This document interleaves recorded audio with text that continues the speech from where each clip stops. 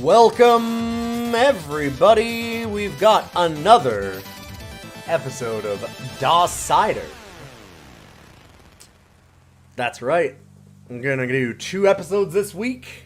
Had our special look at Space Quest 3 last time. We've had a few specials in a row, because we did Day of the Tentacle before that. But I got a lot of requests coming in, so I gotta do a lot more ranking.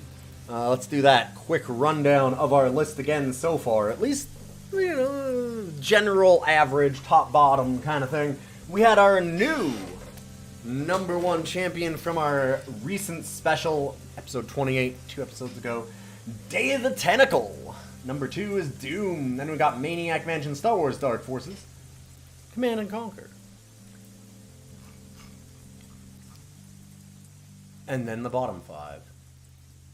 Some of you have tried to make it on the bottom of this list, but none of you have succeeded in a very long time. Except me. Because I got All Dogs Go to Heaven, and I picked First Person Pinball. Then there's Jetsons by George and Trouble Again, The Flintstones, and Scunny, Lost in Space. Getting close to having no Scunny games on the bottom 5 of DOS games.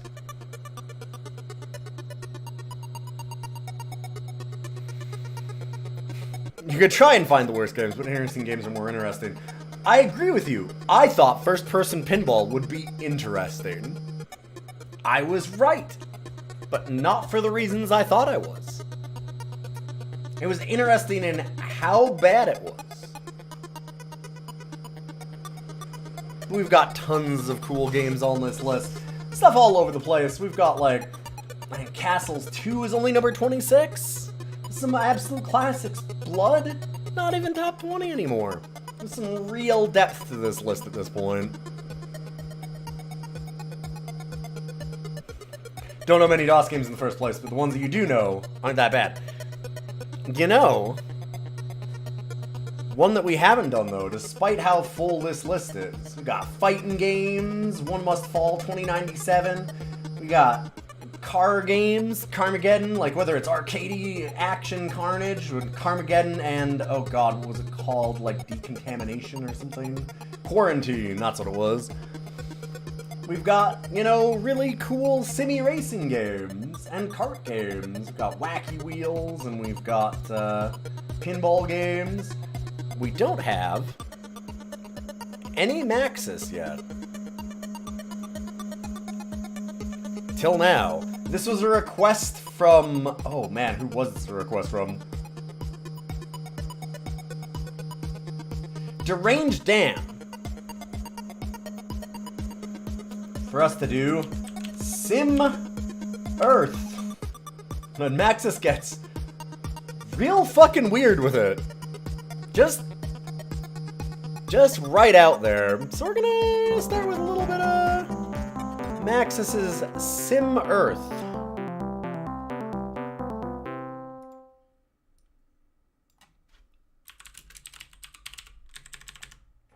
Maxis. Oh, the studio. Yes. Yeah.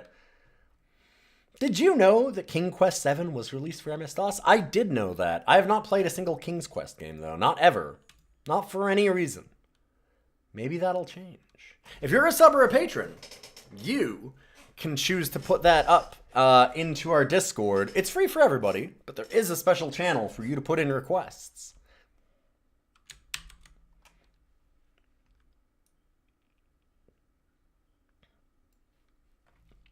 And you can get a request in a month. Like I said, this one is from Deranged Dan. We're going to do 3 different games today that are requests. You had SimEarth, but you didn't really understand how it worked and you gave up on it. Your sub wore out, so no more games for you. Fair enough. I mean, hey. And there's a sub from Esco. Thank you, Walker. But also, I mean, don't worry, we'll go through them. Anyway, as I was saying, you had SimEarth, but you didn't really understand how it worked, and you gave up early on it, Loaf Sneeze. That seems like it's going to be the the thing. Also, Mew Abby, how you doing? Appreciate that 4 months of Prime. Put it up, baby.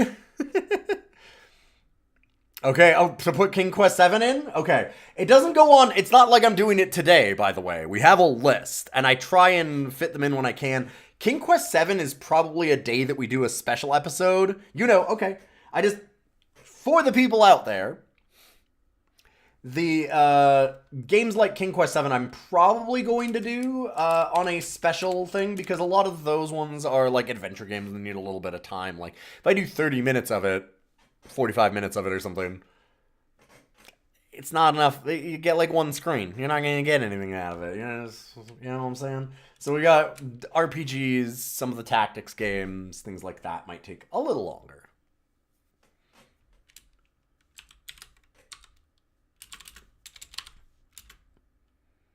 I can choose what chapter I play. What do you mean? Like, choose what King's Quest I play? I'll just do King's Quest 7. You mentioned that one. I don't know anything about the series, really. I don't know if King Quest 7 is a good or a bad one. Good or bad. So, don't say anything else about it. We'll figure it out at some point. How about that? Alright, I have put you in. I gotcha. Alright, we've got SimEarth. Why do you all do this to me? I mean, I did it to myself, too. But, like... Now, if it's an adventure game or an RPG, but it's also absolutely unplayable garbage, it'll probably fit into one of the regular episodes. Truth.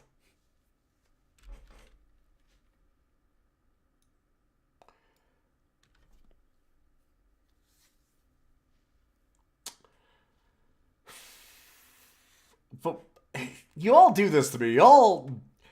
We have months where there's just like... I would like you to do Ravenloft's Possession, Space Quest 3, Day of the Tentacle, SimEarth. Give me an easy one. Let me have a platformer or a racer or something. God damn. Like, you know how many fucking manuals I've read through this month? I have probably spent 20 hours on manuals, and I'm not even joking. I have... briefly introduced myself to this. We'll do the first scenario. Alright.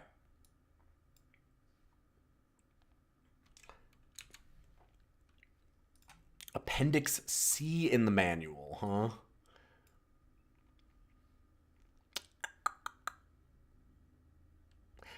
Oh, yeah. I've done a stack of the platformers people know of. I understand. Appendix C, but not appendix C. I mean, but it is also in the appendices. Let's just find it. Where is appendix? Of Venus.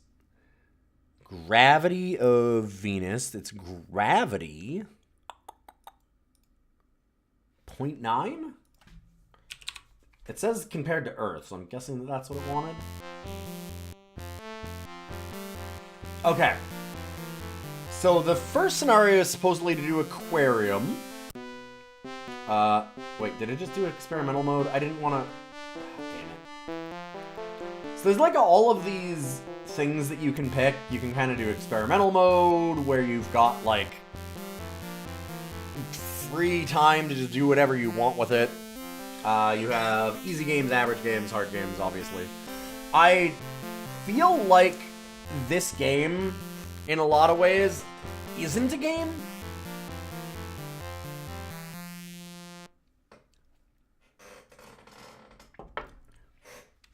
Like, it's a sim. It's a toy. It's funny because I feel like Sim City or Sim Tower is a game. Like, it's very much a management thing. Oh, amphibians have evolved. Hold up. Alright, we gotta... So, our time scale is evolution. The problem is that there are no continents. This is an aquarium. You cannot develop civilization without fire, which can only be done on land. And water creatures can become civilized, but need access to land for tool making. So we've got to create civilization, or continents, so that civilization can evolve. Try coordinates evolve. Okay, that's great. Yes, thank you. Insects are around. Alright, can we...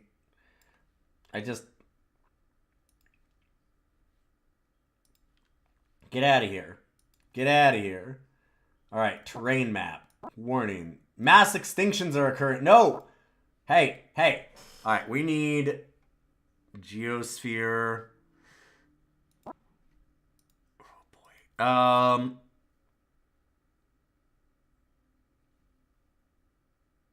Heat magma.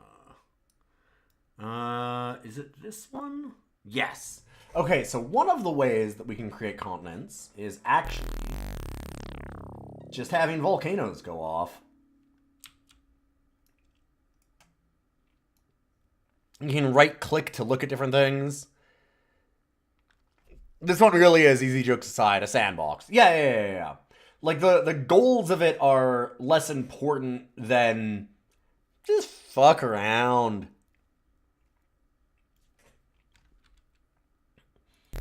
It's the early game version of, oh god, like that universe sim or whatever, where you can just like get planets and be like, what if we just remove Jupiter from the galaxy, from out of the solar system, and watch like all of the trajectories of all the planets just go and explode outwards because without the gravity of Jupiter, the solar system kind of becomes a giant fucking mess. Yeah, you get that kind of thing. This is a very Windows kind of game.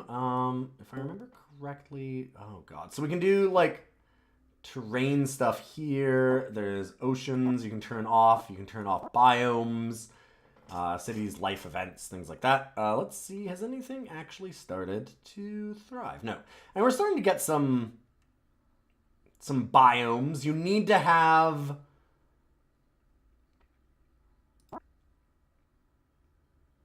plants happening before you get any land civilization. And all them tsunamis going past. Woof. Yeah. So here's how I can like go to different terrain. So let's make another continent over here, I guess. Let's blast all them fish. Played this once, so you evolved a civilization of sentient fish, and you had no idea what was going on. Congratulations, I'm god up here throwing down or bringing up volcanoes over and over. So, yeah, I'm with you. I feel it.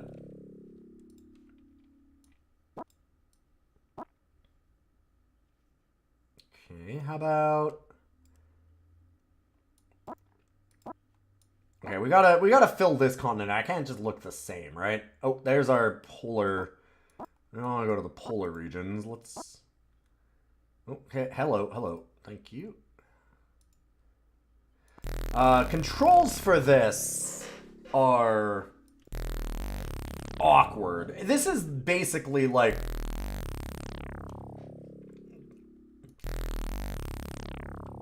It feels like Will Wright is kind of the person that has wanted for like 30 years to just sit down and make Dwarf Fortress, right? Like,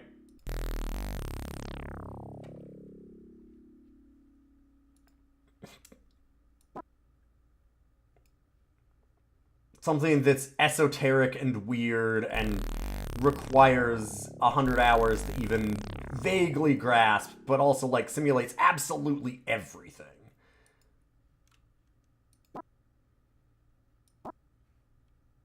Hold up. Yeah, mass extinctions are occurring. Gotcha. Yeah, listen, the planet's fine. It'll keep going. Just the things in it will die. Okay, please, right here. Can I... Thank you.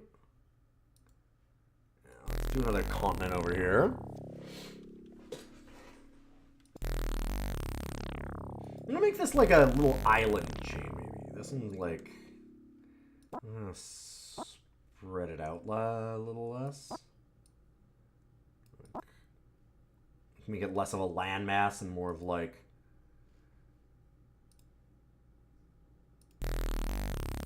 like that. Yeah. Did that... That didn't really do much. There we go. Put a volcano. How about...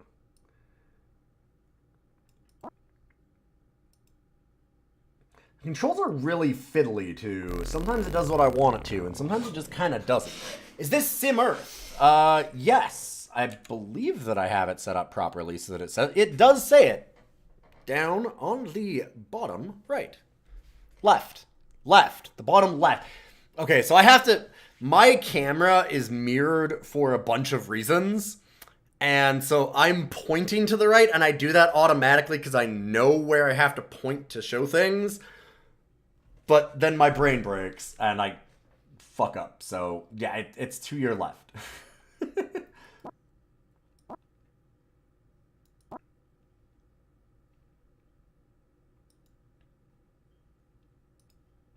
Pangea's for pussies. I'm going to use volcanoes. Stage left. Correct.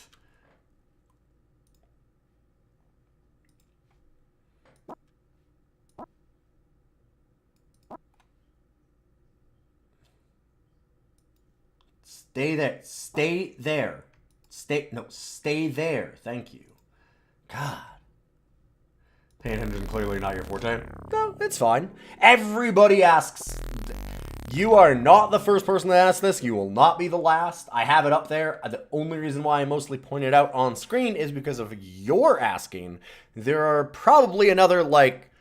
Okay, we don't have 100 people watching anymore, but there's probably, like, at least one other person that's quiet, that's going to watch the VOD or something, and is like, what the hell is this fucking game? So, better if just answer it, you know?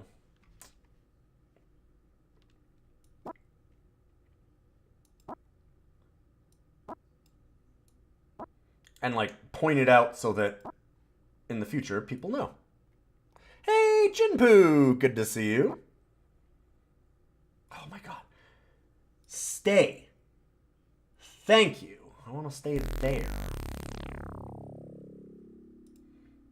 So definitely it starts to go back under the water for some of these after a minute or two. Let's do one more little continent right in the middle. Move over here. Come on.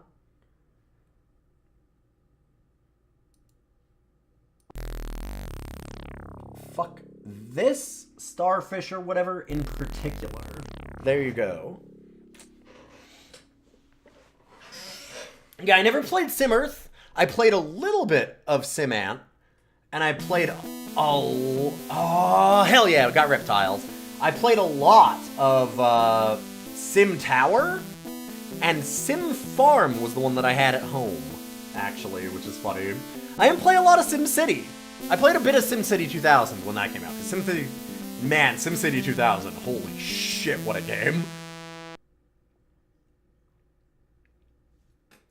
I do think Sim Tower is pretty damn rad, too. That was one that we had at our, like, computer lab as a child. And so I got really invested in that one there. Alright, let's see where all of these reptiles might be evolving. Okay.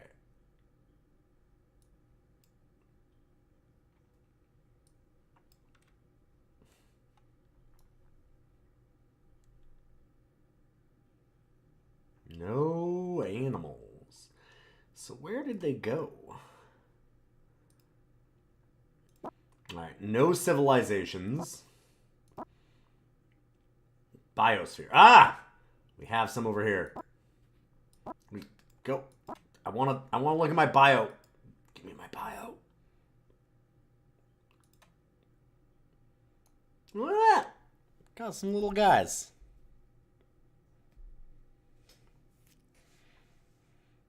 Sim Tower. You carefully craft the first 20 floors, and then you just power stack a bunch of empty floors to 100 and throw on a chapel. Yep.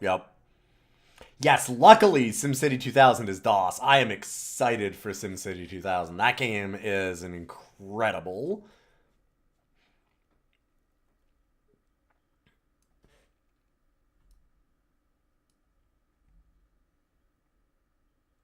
I'm sure there's lots of good, cool games like that now, but man, I will say, we're kind of actually good. We're gonna go through a few games today where we can lament what a specific company has done to games over the years. Rest in peace, Maxis.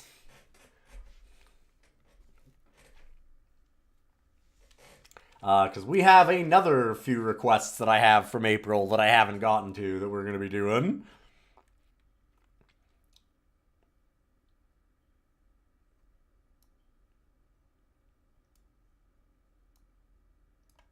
Okay, so we just have amphibians. Where are these reptiles? Habitats. God, I have read through the manual a couple times with this to try and remember, and it's still just like, I don't know. There's so much going on.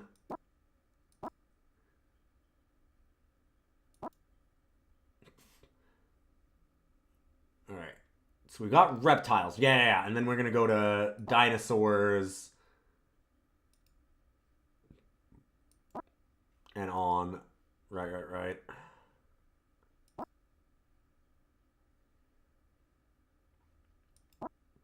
Man, there is not a lot on this big landmass here, actually.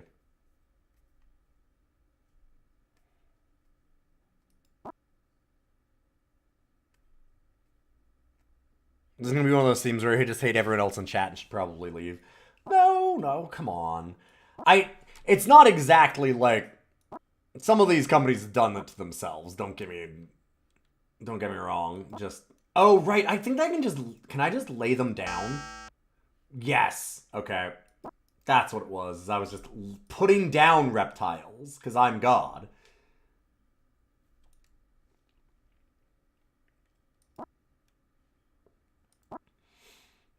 When this is released, it must have lit your CPU on fire. I mean, it's 1990, so it's not like... There's a reason why the graphics look like they do, right? Because, yes, it couldn't handle much more than this, for sure.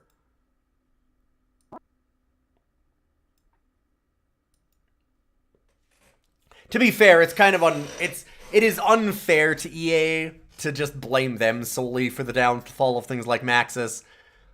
Like, I can blame them for the modern SimCity, whatever that one was, where they just had the idea to, like, connect the cities, which was a terrible plan. But it's not like they knocked it out of the park. Like, Maxis didn't have that oversight in a way, or, like, the problem from EA for Spore, and Spore was kind of a fucking mess, too. Imagine being unfair to EA. EA gets way too much hate. Like, way too much hate. Don't get me wrong. EA is not a good company that I like. But it was consistently rated the worst company in America for like a decade. Over things like Northrop Grumman. And like actual weapons manufacturers and things. Like, come on. It got way too much hate. We got dinos, baby.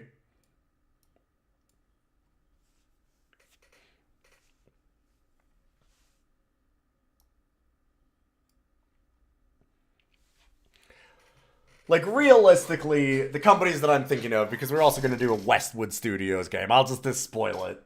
But, like, yeah, you know, with Westwood and Maxis, they kind of precipitated their own downfall in a lot of ways.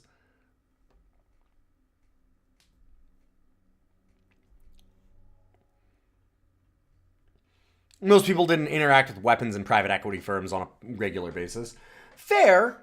Do you think EA is worse than Comcast was? Or Fox News? Like, they're just They're just a game company. I mean, they're not a good game company necessarily, but they're just a game company. There was some heat thrown at EA that was pretty undeserved. A biome factory. What the fuck is a biome factory?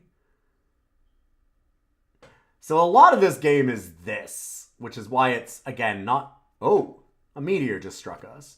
Where it doesn't feel like much of a game, because it's what it is. It's SimEarth. You're simulating Earth.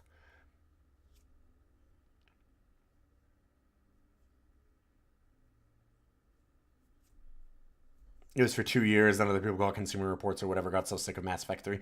Wasn't it before that, too, though? Like, wasn't there, like, a time in, like, the early 2000s, like, before, like you said, like, Bank of America and all that problem? I thought that it got that out for a while. I thought they had, like, a couple years and then a break and then, like, a couple years again. They've been rated way too high for too long, we'll put it that way.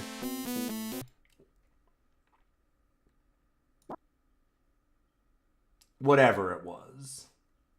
CO2 generator, a monolith. Let's give them a... Alright, like, I'm gonna make these... Can't place monolith there. We're gonna place a monolith. Shit. I have the manual. Hold up. Where's the monolith?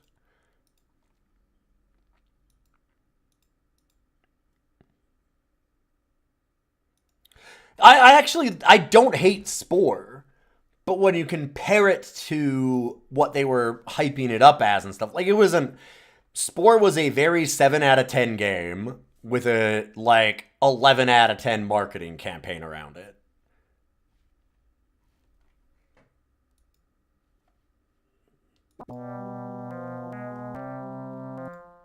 Oh, yes, right. I need 25... Hold up. Alright, we almost got enough Omega time.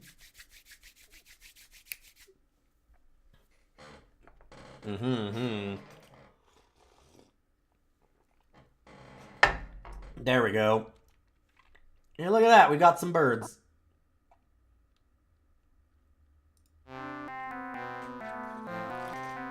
Smart birds. The evolution of intelligent life has brought you to the civilization timescale. Gaia begins to achieve consciousness.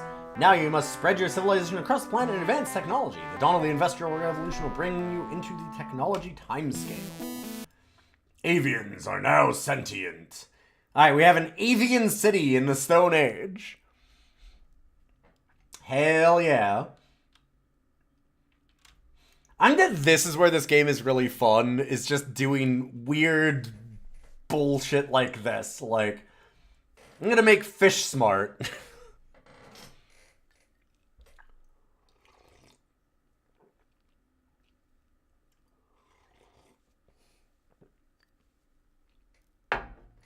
Oh yeah. Yeah, when you think about it, there was no way for Spore to actually be the game that they had wanted it to be, because it was supposed to be everything. Like, a little bit real-time strategy, a little bit RPG, a little bit of Civ. Like, it's just, yeah. The dinosaurs win. These poor avians having to fight off all the dinosaurs. I'm gonna guess that they would live in mountains or something, you know, away from the dinosaurs. But apparently they like grasslands. Out there thriving. 2 million population. Hot damn. Got some real... I was gonna say, we got some real cities here. Stone Age 2 million population cities. And they're having to fight off dinosaurs as they do it.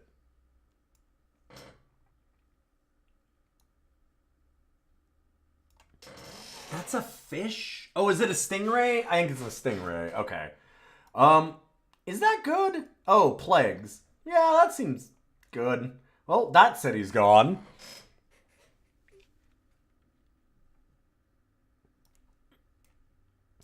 That's a bad plague.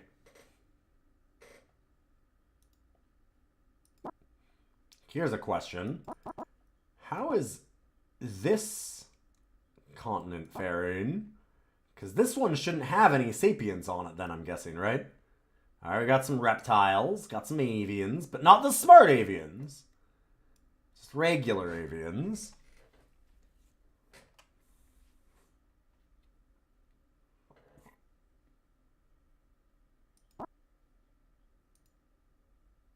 A volcano's only 50 omega power, huh?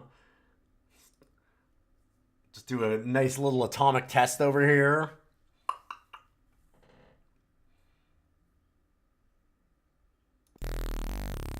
Oh, we can. All right, fair enough. It's okay, just a little bit of the ocean. 1,000 years and it's gone.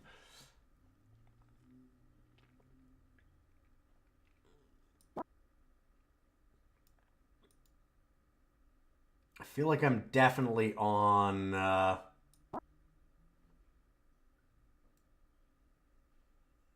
the get another sentient population.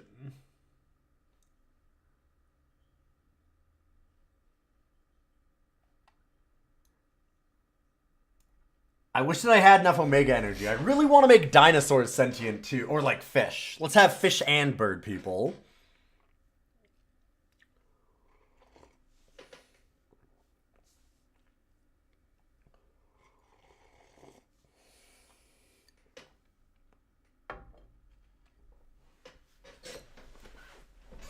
Yeah, this isn't necessarily like a criticism of the game, but it's more just what this game is.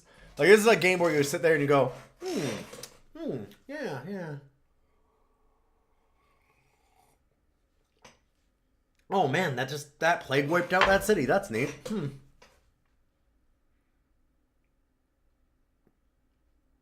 What if I do a hurricane here? Like, it's just very relaxed.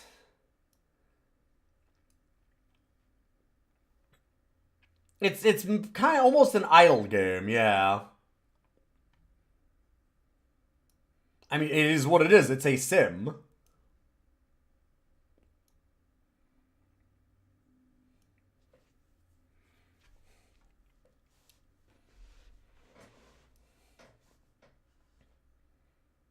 Advancement slow. Science needs energy. Okay, hold up. No, I don't want... Science needs energy. So we need, like... Well, I know how they can get energy. They can learn about energy through fire. See? But I gave them energy. That's...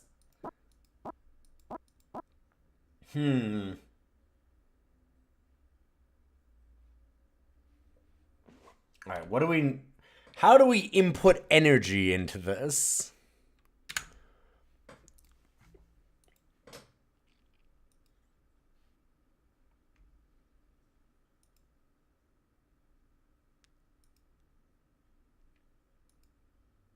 God, there's like all the... Like, I should just show you a real quick look at, like, the manual and just what it's doing here. We can just turn off the game. I'll just leave it running. But, like, here's the user manual. Like, okay, composition and structure of Earth. Like, here's the special character. Oh, the magnetic field of plate tectonics, atmosphere, oceans, and life. Influence of the sun and moon. So you can see the tidal waves. Like, oh, there's the divisions of the Earth.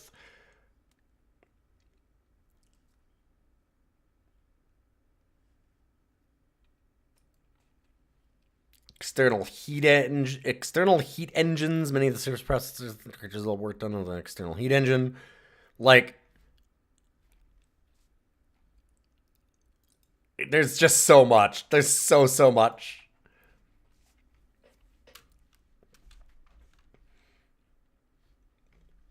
And keep reading it as SimEarth. All right, fine. Here we go. SimEarth.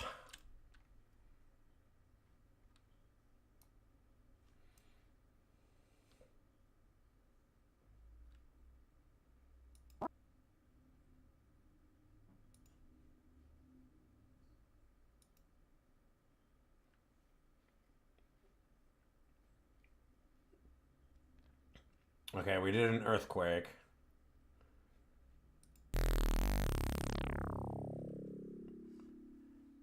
It's neat seeing the wave, like, spread afterwards. Oh, we got some mollusks.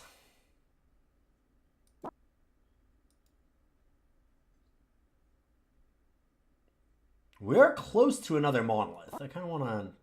Like I said, I really, really want to get...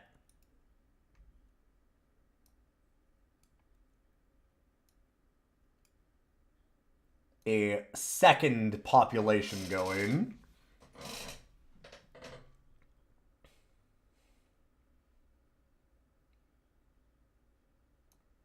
Oh!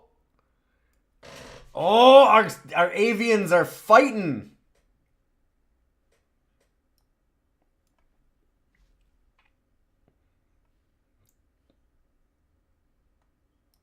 They're all just Stone Age, yeah.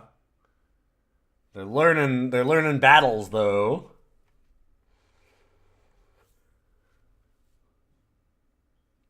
Spend hours reading those manuals before even playing. Oh yeah, like I said, I probably spent 20 hours reading manuals last month. Just, I mean, even just look at the games that I'm playing today. SimEarth, or just that I've played in the last couple episodes. SimEarth, Space Quest, Day of the Tentacle. I'm going to be doing BattleTech as one of the other ones. Easy, simple games that don't need any real look at it. I really want to finish Day of the Tentacle soon, yeah. Tech advances.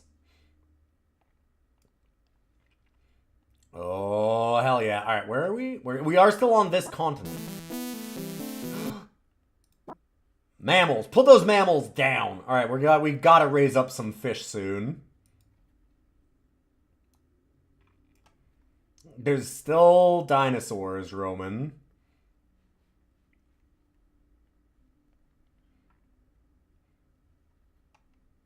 I want so badly to have sentient fish. I guess I could turn up the speed too, huh? Oh, we are on fast, right. Relative date, absolute date, God.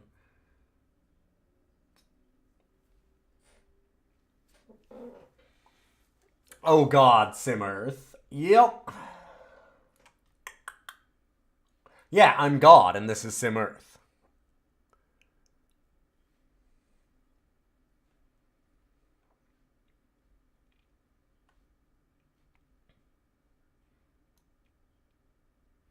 Okay, wait.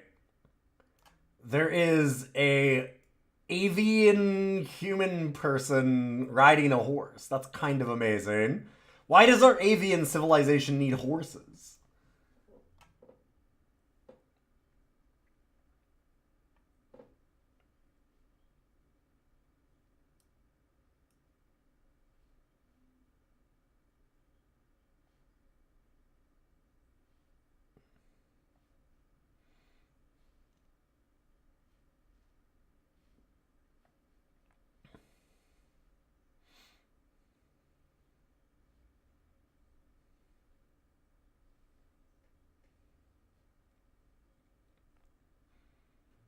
Yeah, this continent's a good candidate for some fish, I think.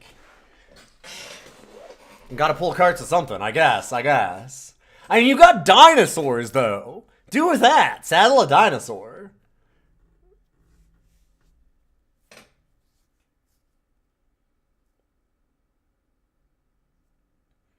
Looking at the official SimEarth strategy guide. Like the stupid SimEarth tricks section. Oh. Alright, we're gonna... Cannot place... Oh, can I not raise up fish people? Fine, let's just make smart dinosaurs then. Those can take on our avians. Hold up. Reptiles... You can't make smart reptiles? Can't make smart reptiles. Can't make smart dinosaurs. SimEarth fucking sucks. I don't make no damn mammals take over the earth.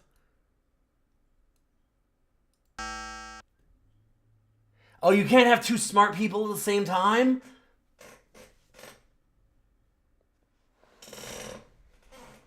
Your fish people lived on land. You were so mad. Yeah.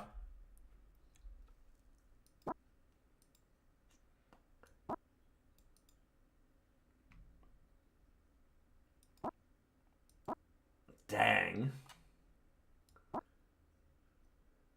Well, you know what that means then. If I can't have my smart fish, these avians are gonna get it.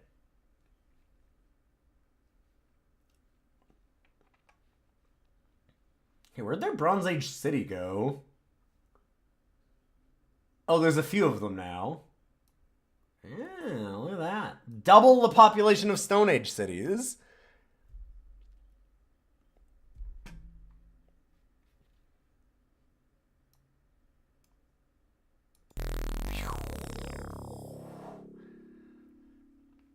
Bronze is an affront to your lord.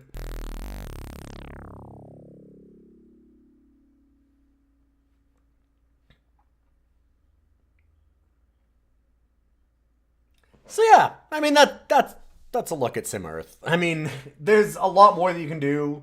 Like, you know, we can go a lot deeper. There's all kinds of scenarios that you can try and win in various ways. Like this one's all about like, you know, trying to build up continents and stuff with how much energy you have and evolving to specific technology. It's neat. It's a really cool little sim game, but it's...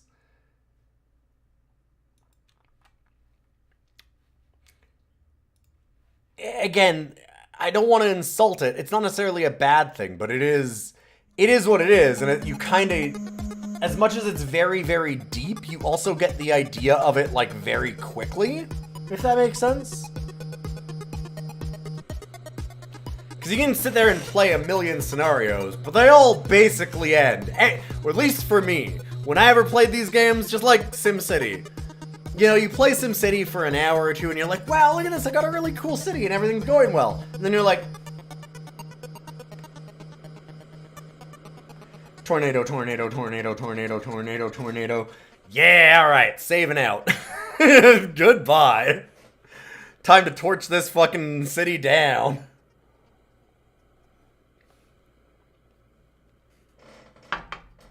Sim, back when it meant, like, it's not like a management strategy game, it's a sim. It's literally a simulation piece of software. It's much less of a game than it is just a simulation software thing. That being said, it's still really cool. Like, there's a lot of things you can do with it, and I think that it's neat. I don't know that it's... It's not making top 10. It's not gonna make top 10. That's for sure.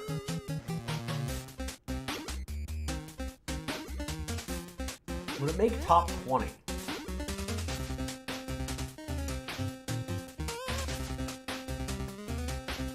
I don't think it's better than Castle. No, I don't think it's better than Castle.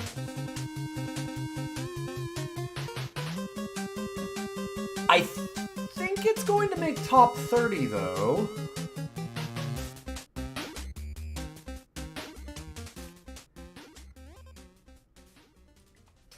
Like, it's just neat. It's just trying to do a lot of different things, and I mean, it's ambitious. It's probably too ambitious in a lot of ways, but like, it's a very interesting piece of software.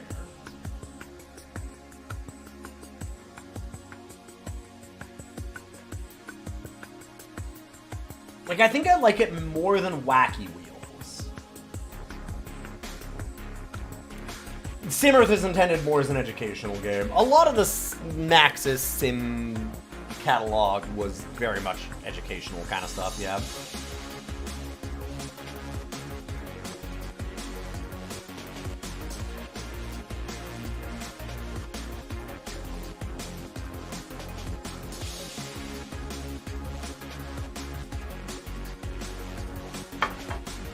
And that's why, again, I had Sim Tower in my computer lab, because it was like, well, it's educational.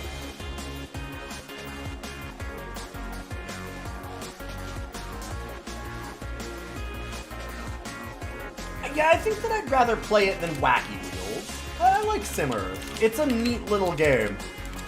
it's a game that I'd play for an hour or so and then just be like, yeah, that was fun. You know, you're just kind of like, yeah, I've got general good vibes from that. That was good. And then you're just like, yeah, see you later. Bye, SimEarth. Thanks for being here. Get in, fuck around for a little while, have some fun with that. It's neat when you can do like a lot of how we were talking about, like the weird scenarios where it's like, I'm gonna make fish people. Doing stuff like that is always neat. A lot of the fun is trying to push against the limits of the simulation and seeing just how far it'll let you go. Like, not a sim game, but in a similar way, like the way that there was a game of Civ, if I remember correctly, that somebody had played and like left going essentially to just run for like 10 years. Is something like that.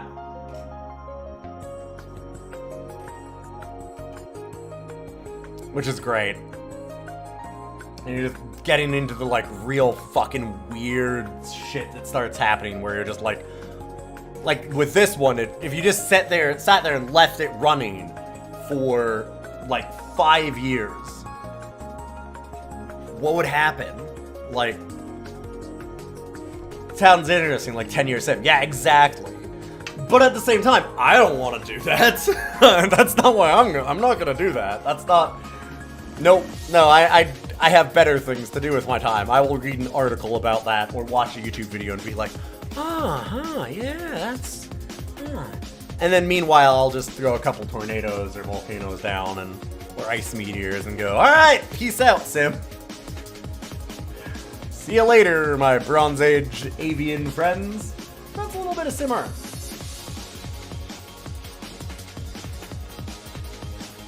Next up, we have on the top of our list still a couple of names that you might recognize. Day of the Tentacle, Doom, Maniac Mansion. So what about a game that might actually unseat Doom, which was the thought process behind putting it there? I think.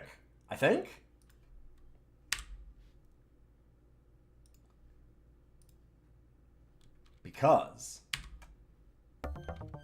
it's Doom 2.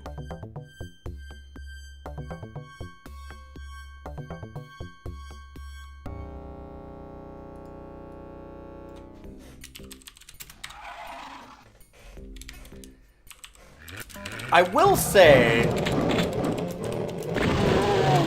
honestly, Doom 2 Hell on Earth kind of feels like what we did to the end of SimEarth there.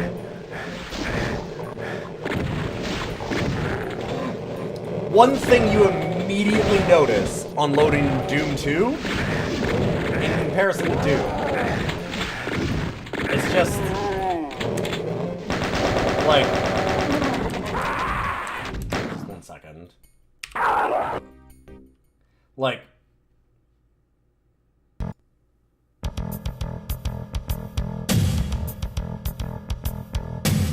okay. But then you go to Doom and you go, wait, why is it not doing it? Okay, well, you know where I'm going with this.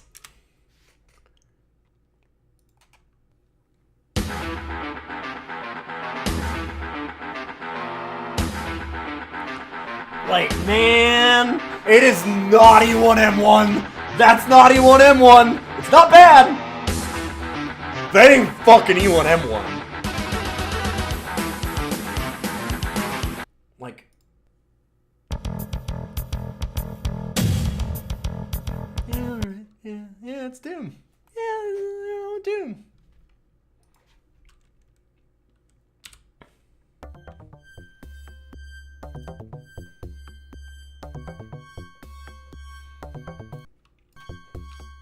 Yeah, you hear E1M1 and you're like, hell fucking yeah, let's go! And you hear Doom 2 stuff and you just go like, I mean, I can't even tell you what the name of that sound is. Like, yeah.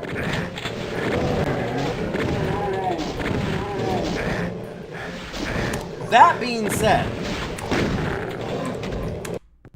let's do Hey Not Too Rough. Let's do it nice and easy. I have never, like, here's the thing. I didn't play Doom until we did this.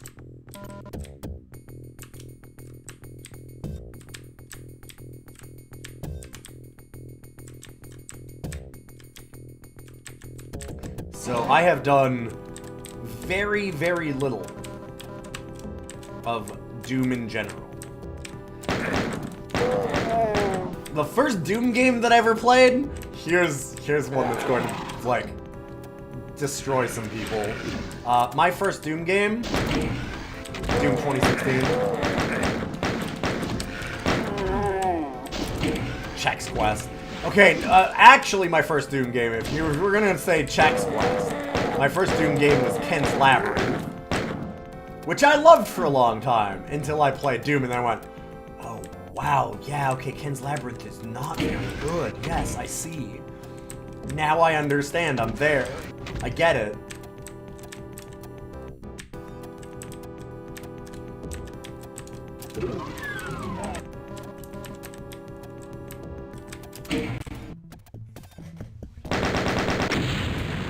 Well, Doom Guy's Labyrinth.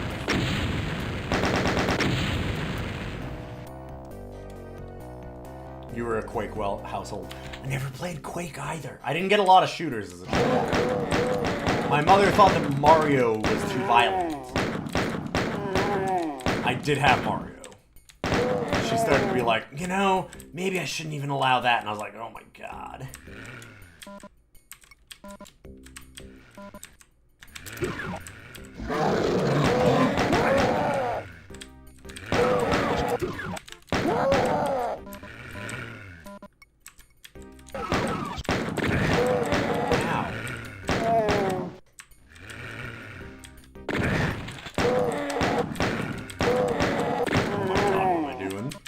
Playing bad.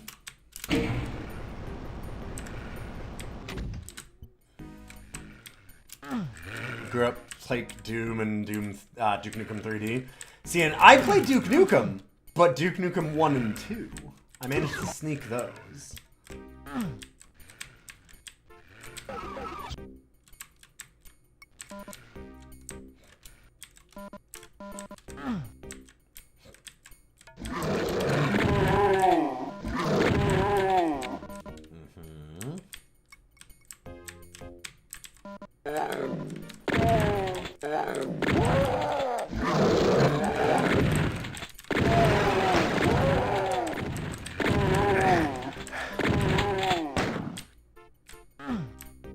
Hearing something else shoot me.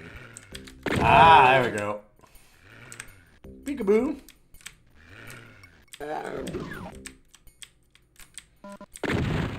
What is it that made them decide? Or like, I don't know. I don't know why this game just has like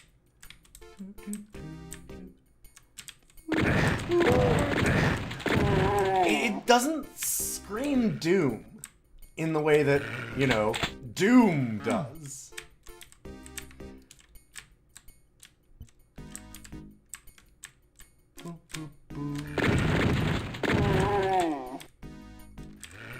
Okay.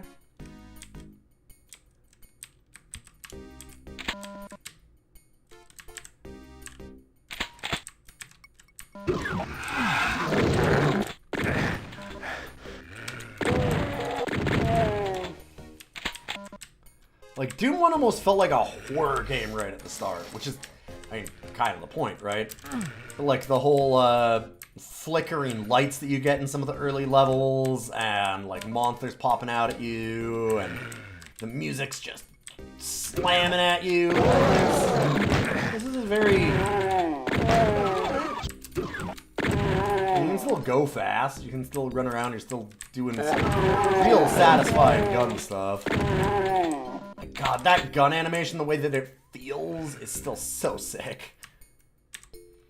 It's kind of wild how good these guns feel to shoot still.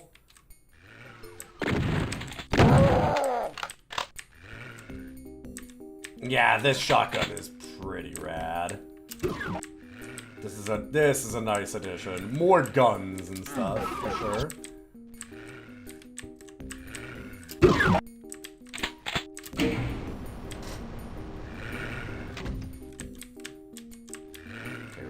do?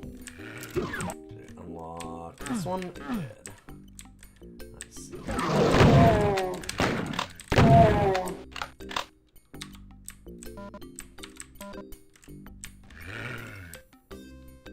Oh! Right. Yeah, the super shotgun. Yeah. The super shotgun does feel fucking crisp as hell. Like...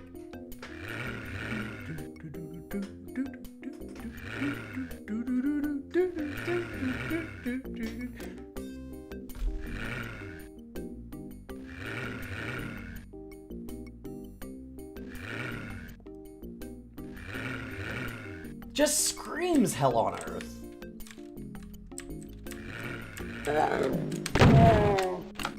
Because, I mean, if I had to hear this, it would be hell on earth. Yeah.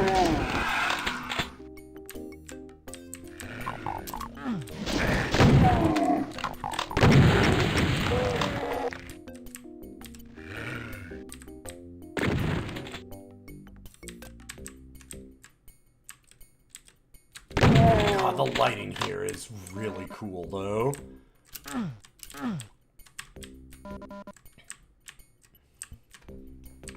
It's hard to remember sometimes when you look at these things and then you go, oh, right, like, lighting did not exist in this way in a lot of games. Like,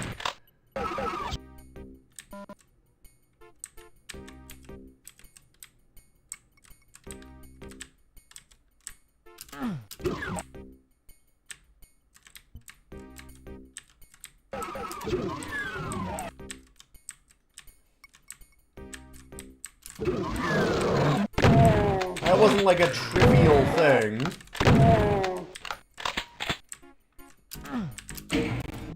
The music is way too eerie for me. 100% kills, 100% items, 0% secret, 5 times the par. Hell yeah, that's how I do it, baby.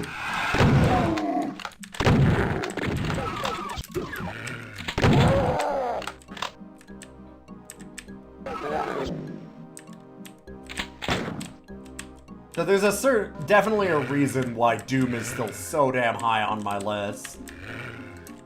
And, I mean, Doom 2 does not suffer, any downside of that either. Like, there's no... oh, well, you know, controls are just like this at the time kind of thing that you have to say about it. Because it just feels good to play still. The controls still make sense. They still work. I didn't change any of the controls. You don't have to. It's like, no, I understand. Like,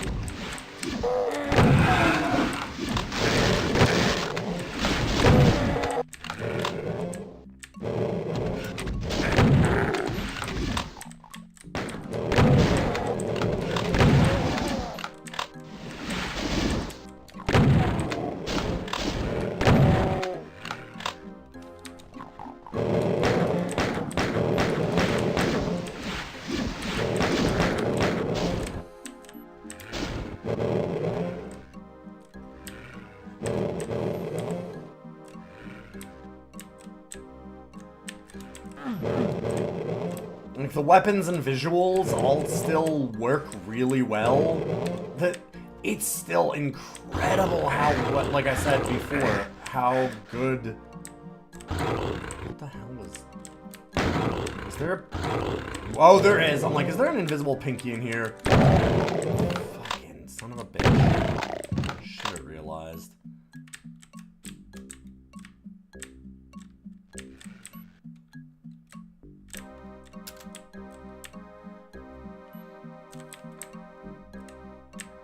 Still, this thing just, it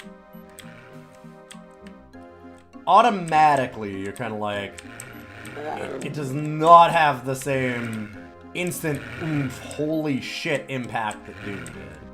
A, because it could never live up to it, because how do you innovate a second time on that level?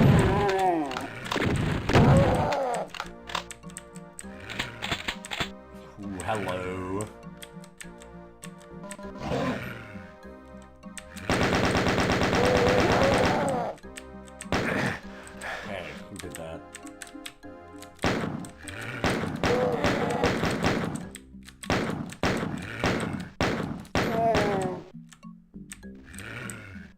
Like, you can't make Doom 1 twice. You just can't.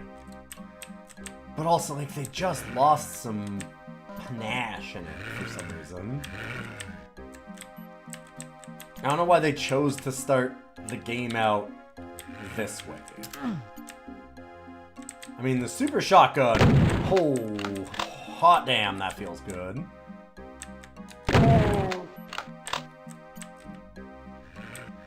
And the animation on it is just crisp as fuck still, but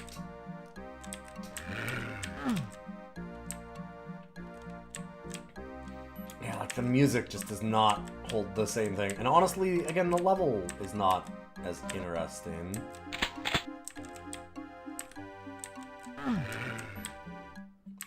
Playing Doom 1, I felt like I had my jaw on the floor when I started it. And this... I'm just...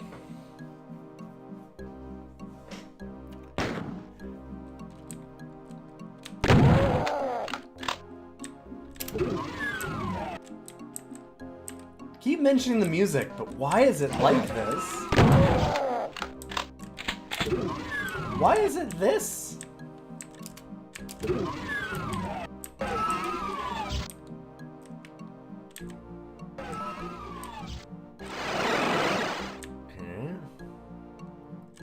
Why would I need a portal over here? Oh! That would be a good reason to portal over here. Gotcha.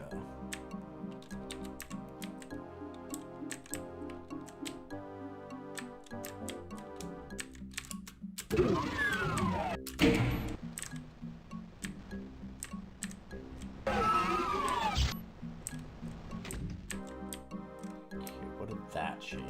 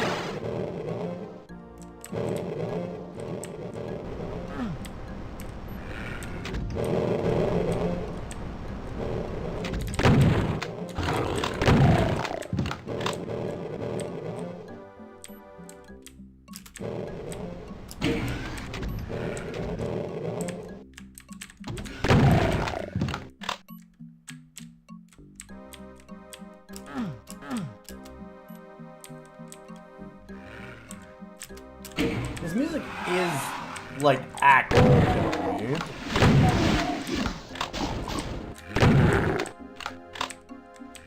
I just don't know why it's like this. In a lot of ways, it's just more Doom, which...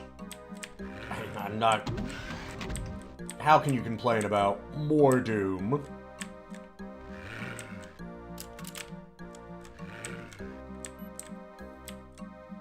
But also, just more Doom doesn't put it above.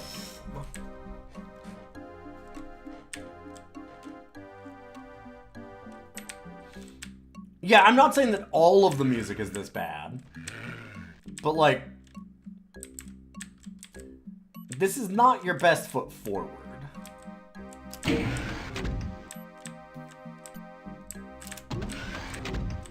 Oh, I see. Wait, I was trying to find which one was doing it.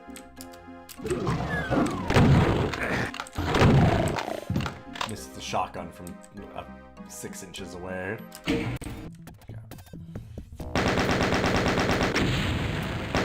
I mean, it's hard to compare with E1F1, yeah. But also, you can do better than what this...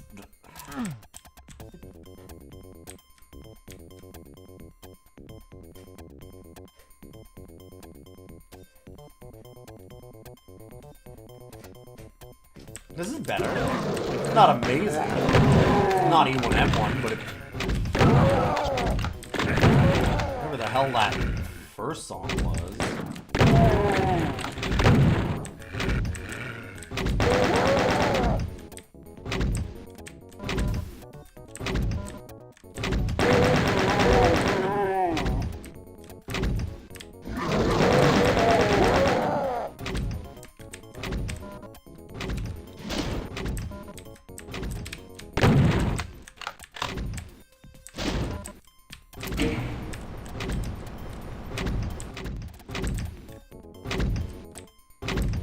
Should really fix this shutter, guys.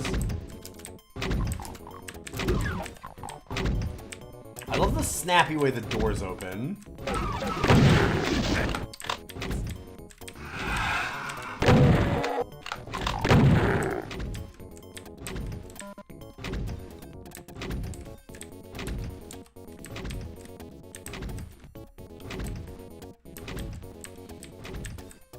I've heard some of the complaints about Doom 2, but yeah, not spoiling them is good. I'll try and not just parrot what other people say.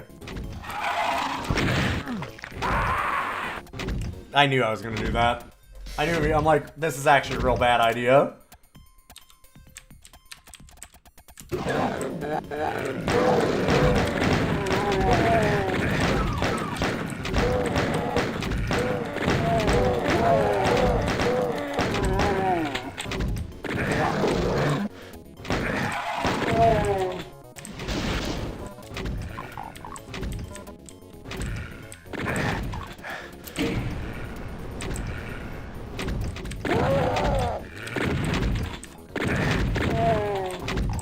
Yeah, the minute that I did it, I was like, you dingus.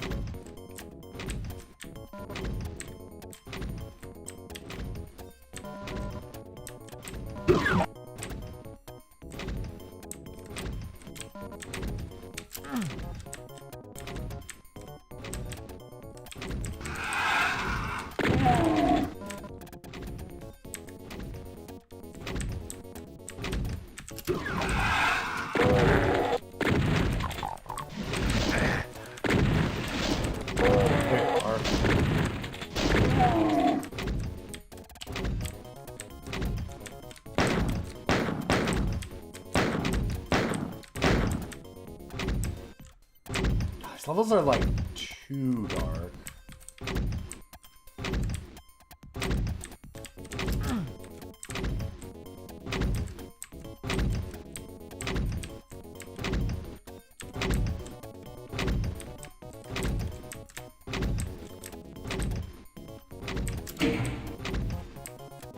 There we go.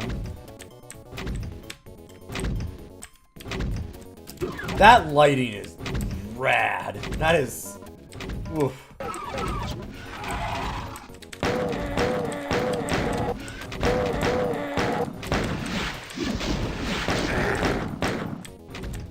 One of those things that...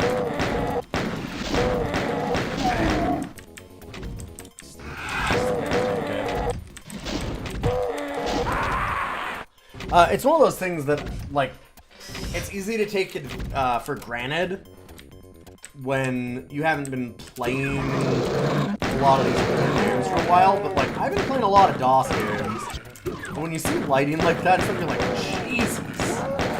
Jeez.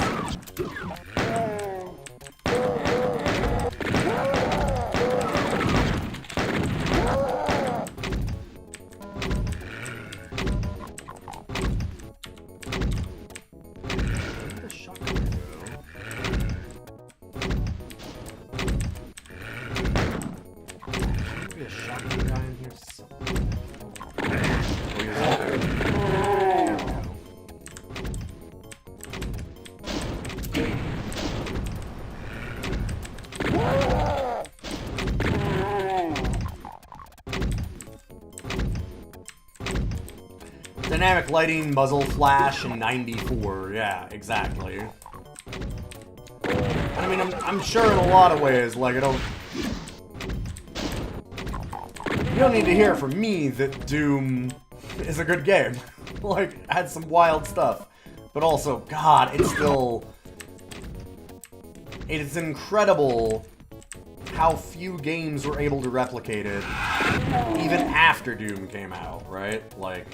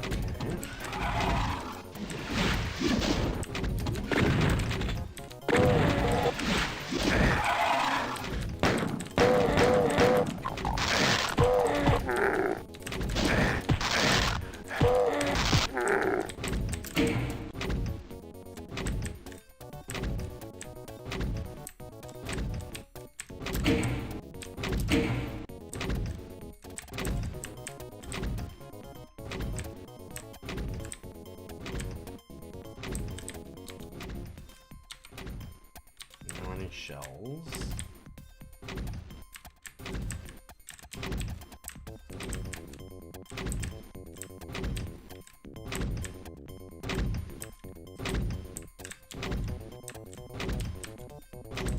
So how do we get up there?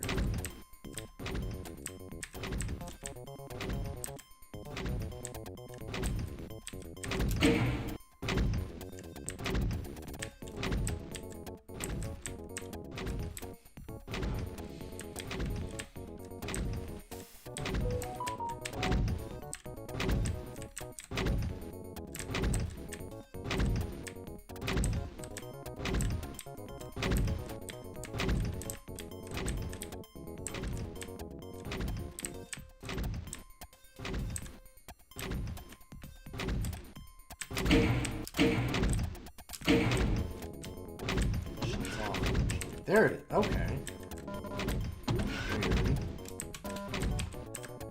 I did that. I guess I didn't do it right. That was the way to see in there. And now, aha.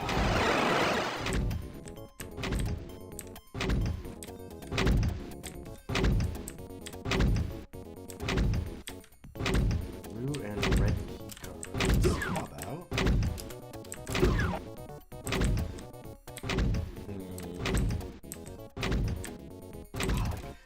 Flickering light stuff is so wild. Yup. I'm like, that is such an obvious trap.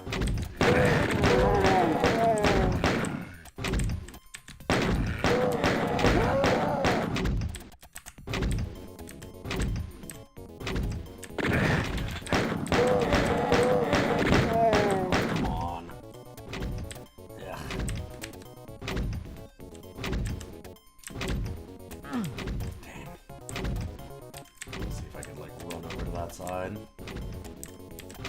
Okay.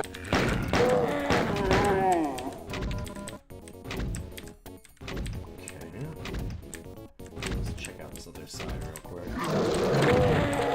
Oh God! You are more than I expected.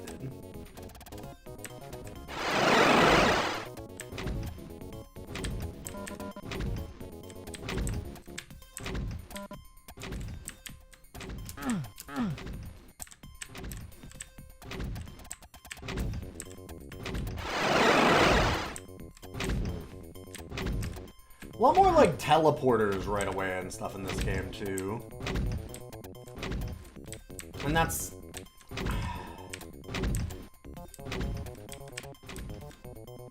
I don't know, they don't have the snappiness of the levels.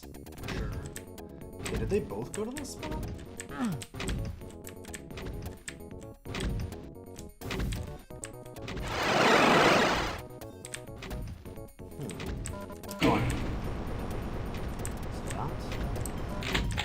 Aha, that would help.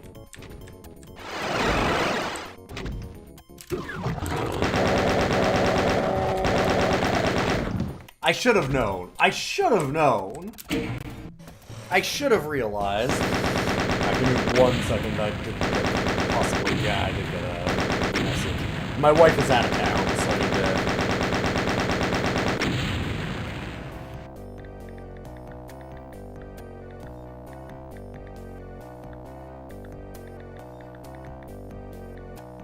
We have a blizzard going on here in May, and she had to drive like 3 hours, so just like, you know, making sure she's okay. She's driving all right.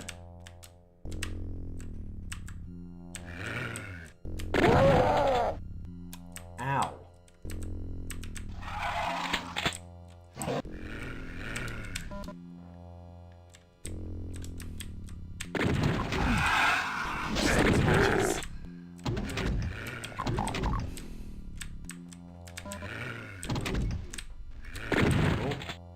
Saw it.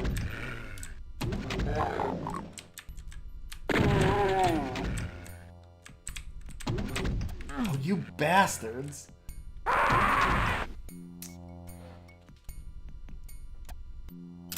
Sick.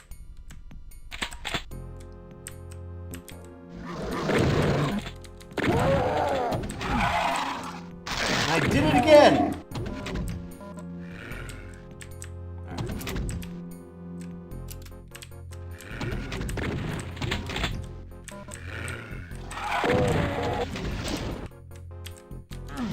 Oh, I did not think I could go over that, but oops.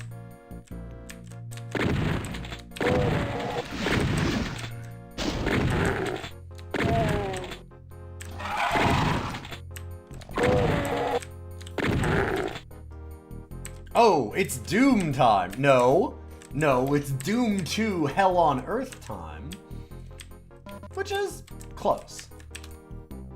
Good to see you, Cosmic.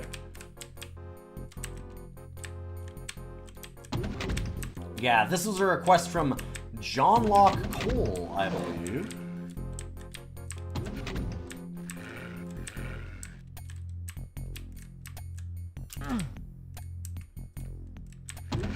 That is so mean.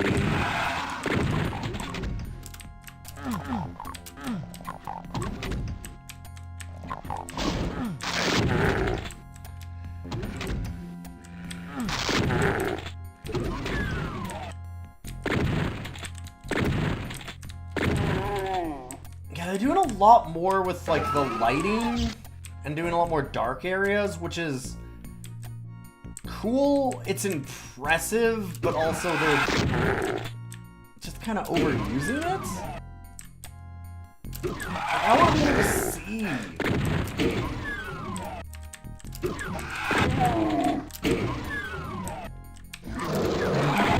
Is that so wrong?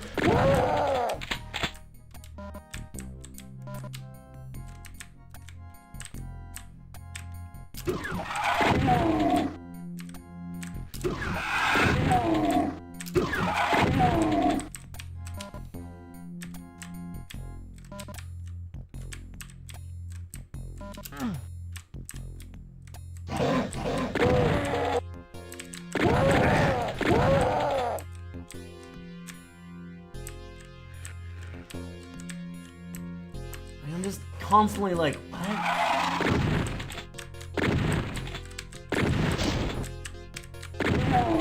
Some of the darkness is better utilized sparingly to punctuate a thing.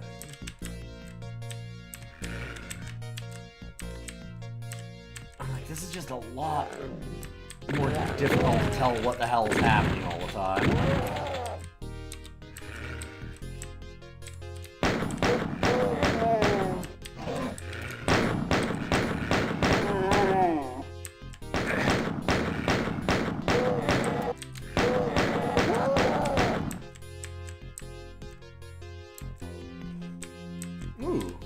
What kind of meat do you all want? Like, I'm going for a little head cheese, a breast, you know, like a wing. I think I'm mostly a wing guy.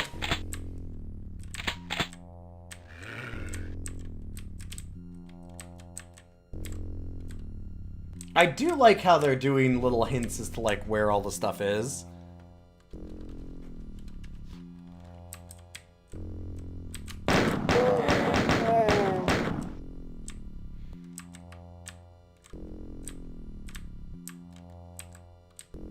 This is not kosher meat. It's hanging! They're draining the blood. It will be kosher meat, maybe. Maybe.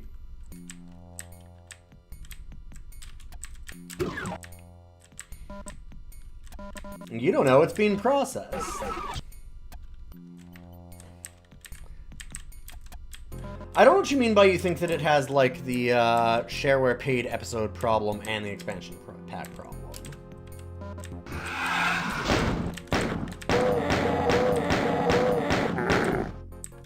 So I'm just kind of curious what you mean by that, because, like, I would say normally what you'll see sometimes happen is that, like, games would put their best foot forward, and the rest of the game wouldn't be as good as the shareware part of it. And I feel like this game didn't start out anywhere near as strong as, like, Doom 1.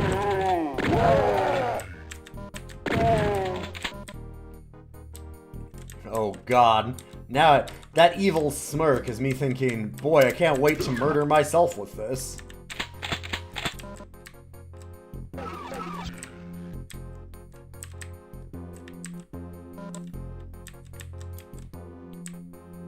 So, like, I don't know what you think of as the shareware and paid episode problems.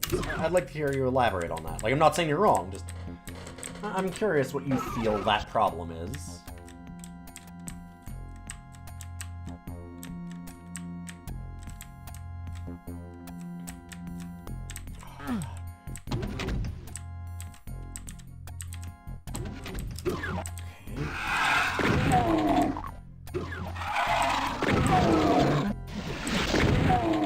The best bit's going into the first part is the shareware problem.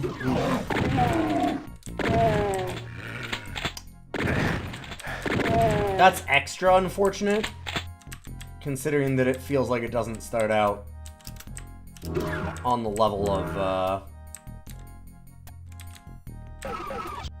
Doom 1, right? Okay. Give me Berserk and then no direction to go. I mean, that's kind of classic, but still.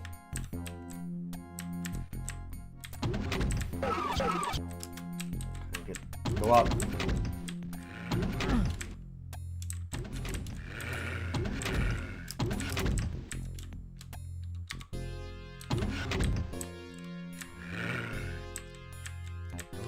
Blue. Red. There's blue.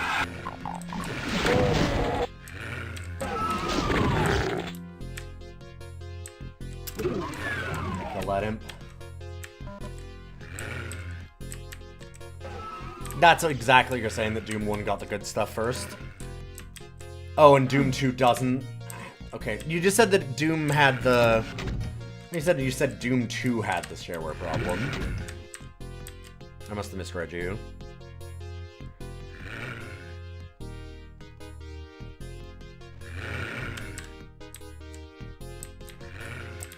Nice new haircut, thank you.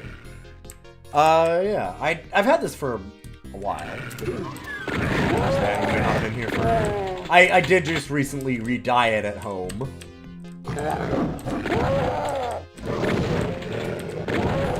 Sorry, I'll learn to accept a compliment. Eventually, I swear. Thank you.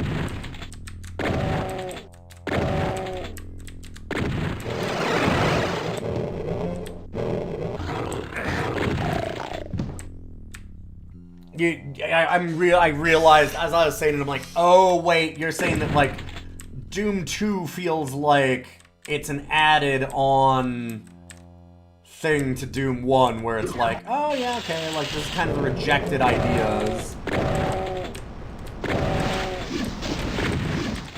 Like, Doom 1's the best bits, and then Doom 2 is like, yeah, okay, here's what we had left over in the shareware style. Yeah, I getcha. Not that it actually is that exact issue itself. Like, it's not like, oh, well, you know, the best parts of Doom 2 are right at the front of the shareware. No, yeah, I getcha. That makes sense to me. Yes. I think that my feeling on this that I'm starting to get is, like, yeah, a bit of that. I think some of it is... It feels like maybe they got a little too up their own ass about, like... Look at what the cool shit we can do on the tech side. Like, look at the lighting and stuff. And I mean, it's really neat. It is very cool. But it almost feels like it's in service of itself rather than the levels. If that makes sense. Like, God, the way the light, like, everywhere has all this lighting layered on everything, which is, again, it looks neat as hell, but sometimes it's just really difficult to even know where you're going or, like, what you're shooting at and stuff. And it's just... Yeah, new toy syndrome. Yes, exactly.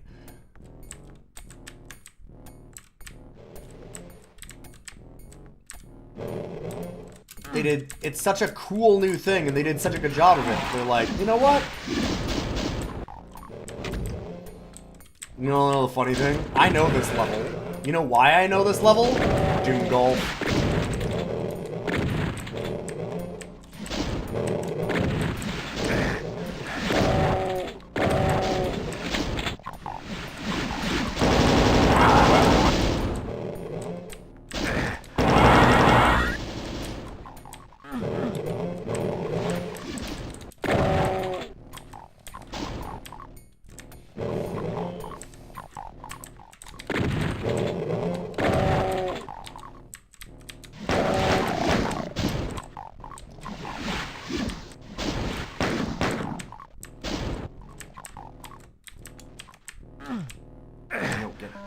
Thank you.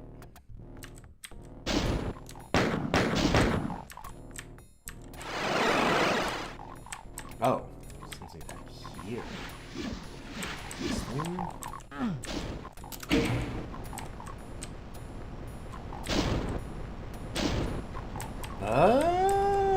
It's a crusher. Nice.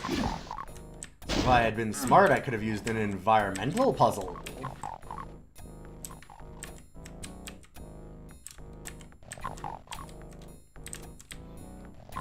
Music has a lot less energy. I understand I've said that already, but man, it is really apparent. Oh,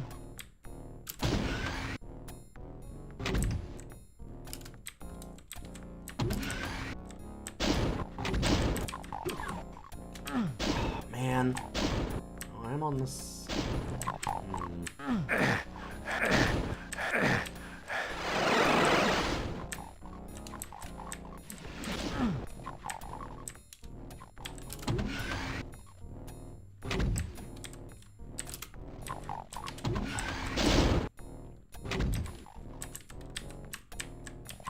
Oh, come on.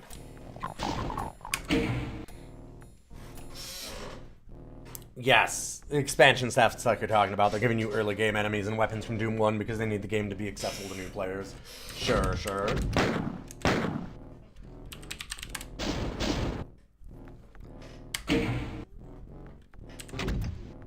Yeah, the levels aren't tight in the way that they are in Doom 1. And none of it's, like, bad. But it ain't this. I don't think it's Star Wars Dark Forces. A game that in a lot of ways I would put above Doom. Other than it's Doom, like, did everything first, right? If that makes sense. Like, Dark Forces is... It adds layers on Doom, and basically all the layers are generally pretty good, but also... Doom was just there first and way before it, and you gotta give it props for that. I would say... So it's worse than Doom. I think it's worse than Dark Forces.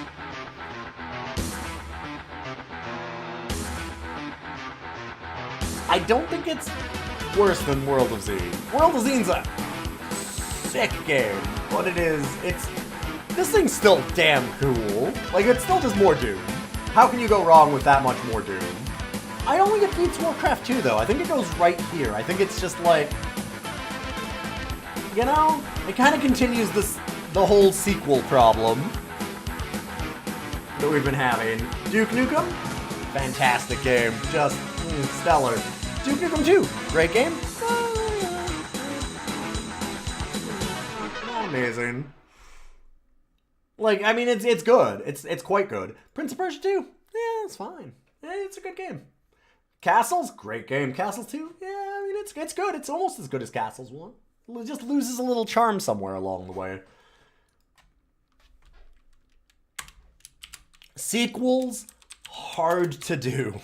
Sequels are hard to make. And sequels that are better than the original are actually, like, they just don't happen. Like, you can maybe make them good, but making them better than the original is fucking rough. It's tough. It's a hard thing to do. It's really, really hard.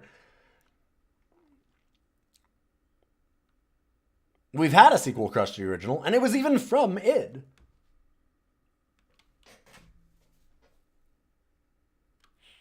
Oh, yes. I know exactly. Tell lots of Day of the Tentacle. Yeah, Day of the Tentacle better. Also, I know exactly the one you're talking about. Commander Keen Goodbye Galaxy. Holy shit, what a game. Versus Commander Keen, which is good. But it ain't Goodbye Galaxy. It is not Goodbye Galaxy. Warcraft 1 will be a fair bit lower than Warcraft 2. Yes, yeah. Orcs and Humans is... It's a very early RTS. Yup. But yeah, Doom 2, top 10 game. Still damn good. It's just not Doom 1. But yeah, it's not like, again, I mean, obviously, as I'm saying, Doom 2, man, still a hell of a game.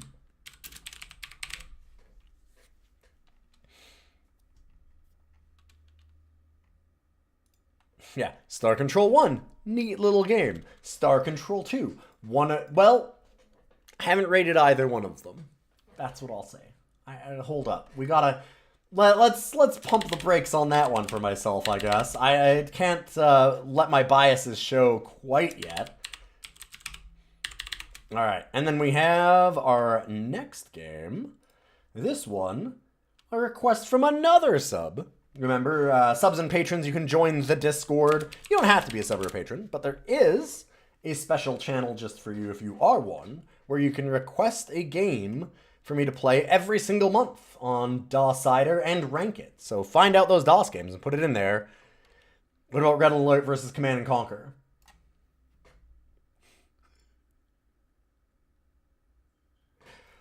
Red Alert feels like such a minor bump in a lot of the, like, it has improvements, but I like the setting of the original Command and Conquer a lot more. And it's not like, all of the improvements are like fairly minor, so it almost feels like an expansion pack. And it's like a good one, but it's also just, it doesn't blow me away. Like, it still puts it just a little bit below it, because I don't know. Cain lives in death. Yes, exactly. Like, Red Alert plays better, but it doesn't have Joe Kukin hamming it up at all times. And it's not like... The Red Alert setting is neat and kind of wild, but man, the original Command and Conquer setting for me is just more the vibe that I wanted. It's a good vibe in Red Alert, but I feel like alt history is a thing, whereas like what Command and Conquer is doing is such a weird, unique, semi-future thing that I really like it a lot more. Not that much more, it's very close, but just the setting I like a lot more. So even though Red Alert plays better, I still think the original Command and Conquer lives in my heart a little better. In any case. Also, I do need to put up, I will at least do a, like, Excel sheet soon or something so that people can see all of the games that I have ranked. But I want to set it up on a website and actually have, like, you can go here and see where my list is and see some things like that. Might actually finally do a website for all of the things that I do on this channel. Definitely worth my time.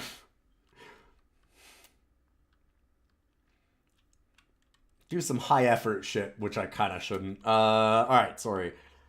What was the next game we were doing? Right! This is a request from Ghidorah. We have already done the first of this series. We're kind of going through, like, who's who of legendary DOS developers right now, actually. Because we did Maxis into id, and now, speaking of Command and Conquer,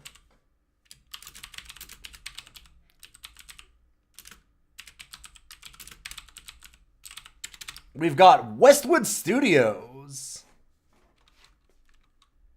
Let's do with MT32. Yeah, we have $1,000 sound system. Presents Infocom the Crescent Hawk's presents. Revenge. Nice. We did not go into the secret campaign, no. I've done some of it before. It's cool. Like, again, Red Alert, it's a top, what? Like, it's still top 5, right? Like, it's up there. Red Alert's great. Kane is such a character. Like, it was more interesting when they were making their own weird, like, cult dudes and shit.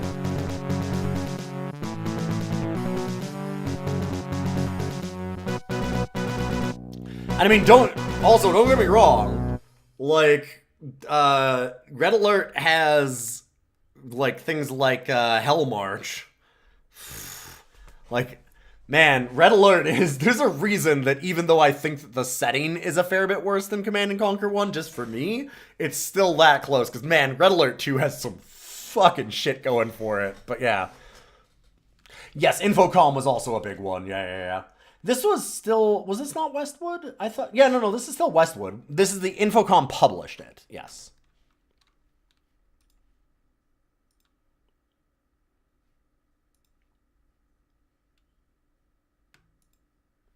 Sorry, I'd almost like, let's hear that. The music's kind of great. Yeah, and FASA. Yeah. This is a bunch of, like, big devs at the time, essentially. Although Westwood, I think... Infocom presents the Crescent Hawk's Revenge.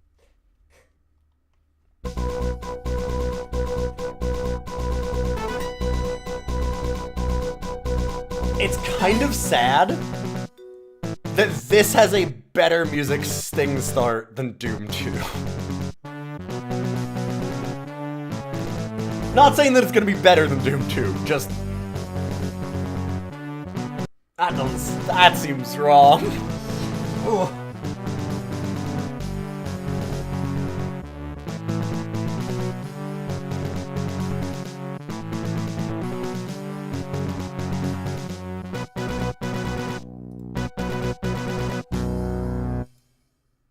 Alright, new game. Map of the Inner Sphere. Lyran Commonwealth, October 30th, 3028, sorry. Hope you find your father, Jason. So this is actually a continuation of the Crescent Hawk's Inception. It was like an 88 game? We did do it already. A really cool little, like... It's a really, really early Westwood Studios game that is both a tactics, like, strategy game, and also an RPG. Like, it has bits of both. It's a really cool little thing. And I thought playing that one that I'm like, oh man, with it being pre-90 and having to do, like, BattleTech rule systems and everything, it's going to be a fucking nightmare mess to go through. And I started reading the manual and trying to go through all of it. And, I loaded it up and started playing it, and it's like, oh, this is all real simple and easy to understand. And honestly, I kind of did the same thing here again, because I was like, oh, I've heard that this is a, like, really faithful look at a lot of ways at the tabletop game, and then I booted it up and tried to look at it for just a second just to make sure it worked. And that's like piss easy to play.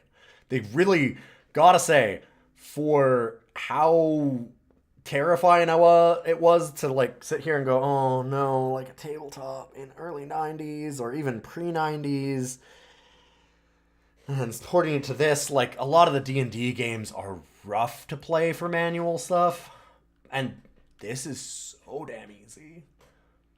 So I'm interested to see how this goes. My understanding is this kind of became the template for Westwood doing RTSs in a lot of ways. I hope you find your father, Jason. I really do. Because we are Jason Youngblood from the Crescent Hawks Inception. With those words, Katrina Steiner gave you command of the Crescent Hawks, her elite combat lance. You know in your heart that your father is still alive, although the Kurita forces who recently invaded Pacifica have made it appear as if he died. You know the Kurita have a vendetta against the Kellhounds, and it is up to you to warn the Hounds of an impending attack. With luck, Morgan Kell may know something about your father's whereabouts. Assisted by Rex Pierce, your second in command and your father's best friend, you have assembled a lance of your four new mechs and mech warriors for your journey to the Kellhounds base. Oh, it looks like, okay. So like I said, I did try and make sure that this was working, because there's been a few times where I've had some issues with emulation in DOSBox, and it actually gives you random mechs at the start of this, because I had different mechs the last time I opened this.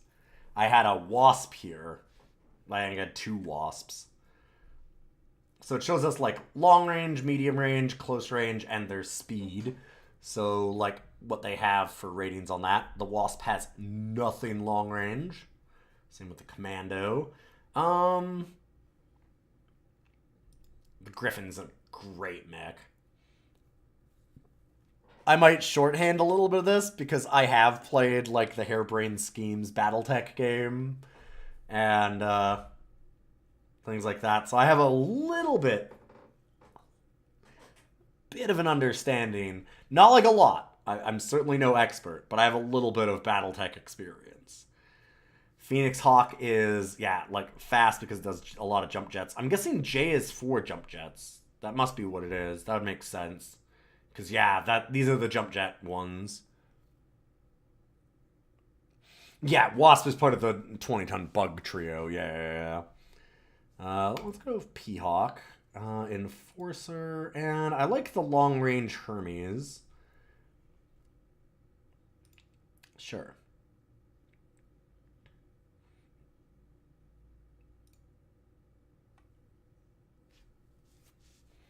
Oh, the Phoenix Hawk is pretty cool. Griffin is easily the best of those mechs, though. Captains, well, I mean, I guess it depends. In like, if we were looking at the Harebrained Schemes game, I would say the Griffin is the best one. The Phoenix Hawk is really cool, though. The Phoenix Hawk has some good stuff. Hey, it's Ghidorah! We are in the middle of playing your game. Captain Stewart interrupts your reverie. Jason, we are cleared for landing at the Kellhound base and are ready for planetary descent. Topographical scan of the area is complete, and the hard copy is on its way to you. Jason, unidentified aerospace fighters appeared on our sensors, and they're closing fast. You punch the general alarm. Red alert! All hands to battle stations. Even as you give orders to man the weapons, you realize the fighters have a clear advantage due to the Leopard's limited maneuverability during atmospheric entry.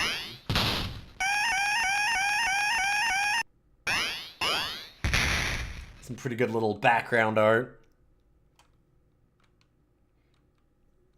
Damage report, Mr. Stewart. Hull breach, weapons failing, engines are critical, we're going down. All crew prepare for emergency landing.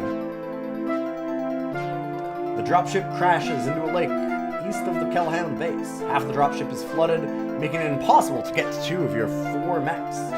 Most of your crew has suffered only minor injuries. However, Victor Stewart, your pilot and 4th mech warrior, is dead. You scramble to the top of the sinking ship to get your bearings. So yeah, all of us, like, picking out the mechs and stuff don't matter as shit, I don't think. Through your binoculars, you spot a Kurita locust about 2 kilometers down the road, headed towards the dropship. A few blasts from his laser to the port hull, and the ship will sink like a rock. His twin machine guns will then easily pick off any swimmers. Trapped on a metal island with no escape, you sweep the area once again, desperately hoping for some way out. There! You spot a damaged Killhound Jenner battlemech on the western end of the lake. You quickly punch up his comlink frequency.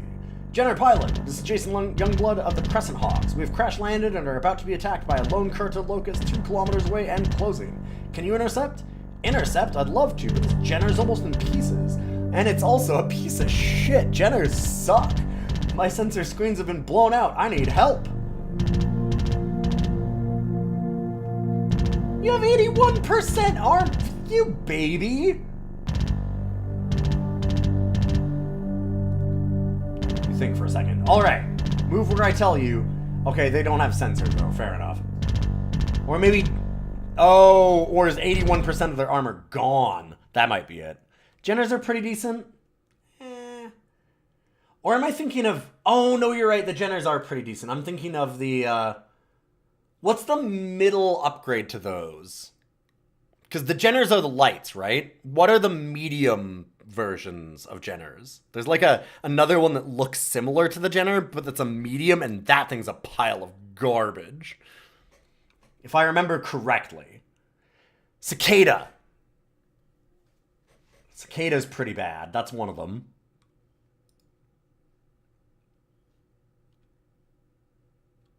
That might be what I was thinking of. But yeah, like... kind of neat how, like, quickly you're like, oh, okay. Yeah, so you just... oh, there's the Jenner. Alright, so fire at the Locust. Fire defensively. Yep, alright. And then you can just order a move. It's so intuitive. Oh, I want to move there, and then to here.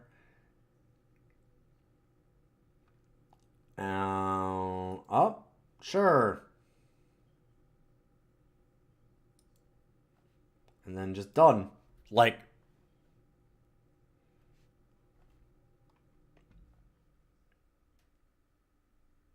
Kind of amazing how easy it is to do this. Yeah, I was thinking of the Cicada, I think.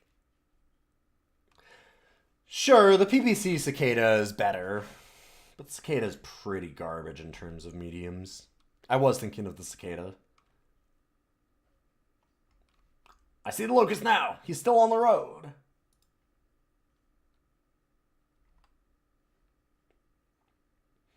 Okay, so we have a fire defensively, so we should shoot at him when he gets in range.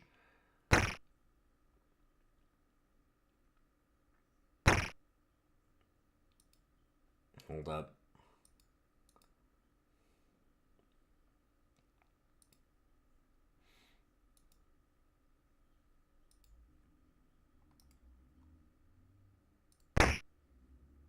Hey, he did some internal damage.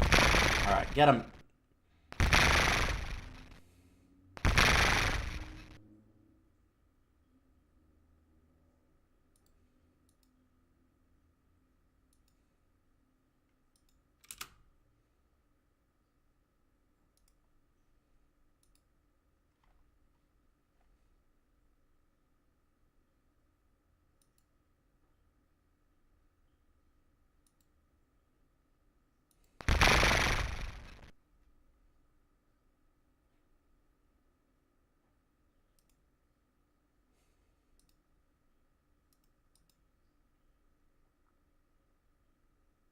Damage battered. Just need a few more leg hits, huh?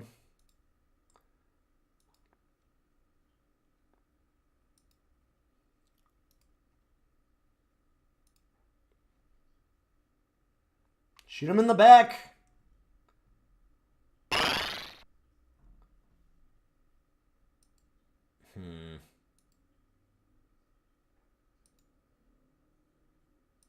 Target the Locust, but let's go fire at no one. Because we're running a little hot.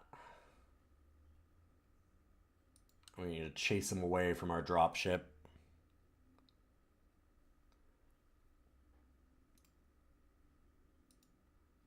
Yes, the cicada is the problem with the cicada is that it's too heavy to like run like a small. Why are you not? Come on. There we go.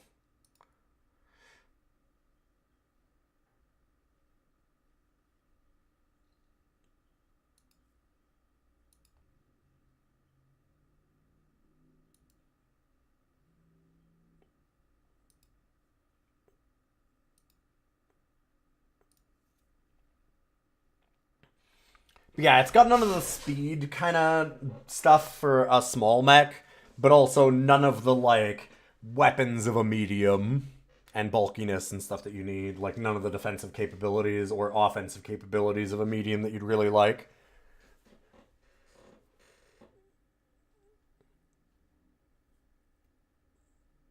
Is a cicada as fast as a locust? Me? No. It might just be the different games that I've played. With the locust gone, your men evacuate the dropship. You and Rex then enter the 2 remaining command mechs. When you open the bay doors, the dropship floods and sinks, along with the 2 trapped mechs. You move across the lake to the south shore. Sure. You see the Jenner pilot being bandaged by Kirk. He is Rick Grease Anderson, the mech warrior who saved your lives. You thank him and then ask about the Kurta assault.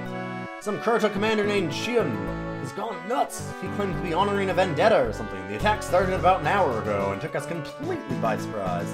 We've got almost every mech out there in defense, including half-repaired mechs like this Jenner here.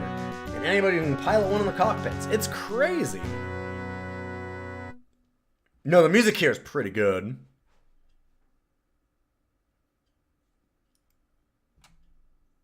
Jason, this is Rex, Code Red. Alright, so we've got our Griffin and our Peahawk. Message. Alright.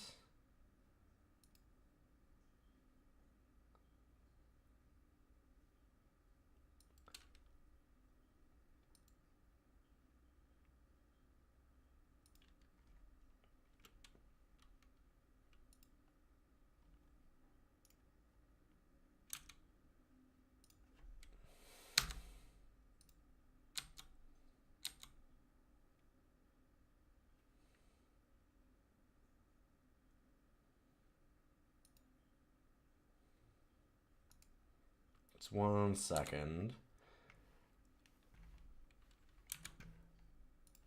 So I looked at a lot of the things. What was messages? Pressing the M key brings up the message. Right, there we go. Okay, I couldn't remember that one.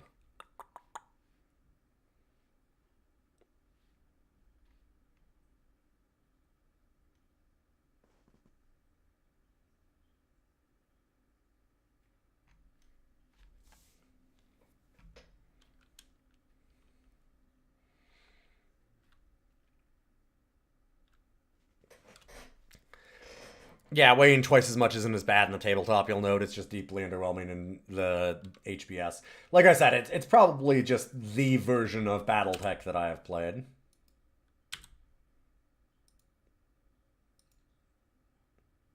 Oh, of course, by the time that I got back to it, it's over. Great. Oops.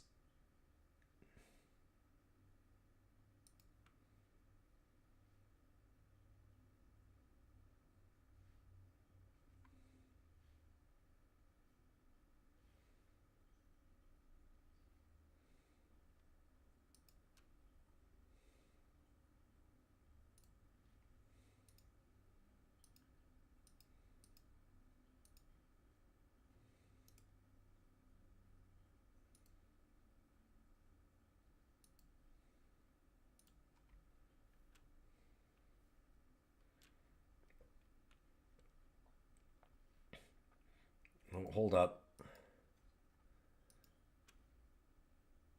What are you? Ah, we've got a Panther.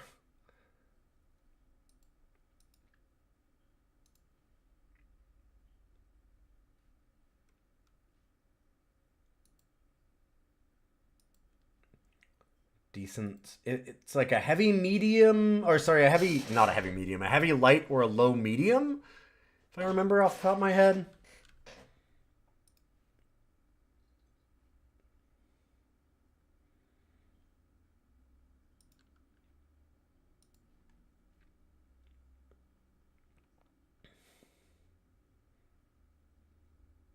I think it's a 30 tonner, so it wouldn't be a medium.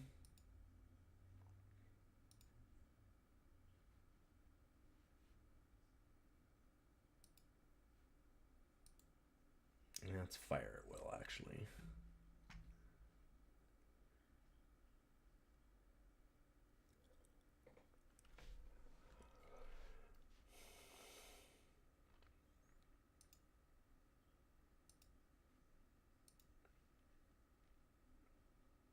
Let's try and cut them off here.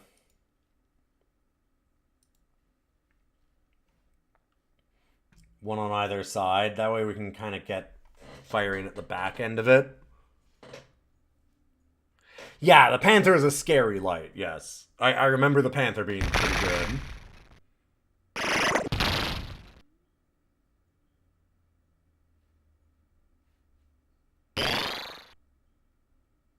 I didn't expect this to be so, like, real-time based.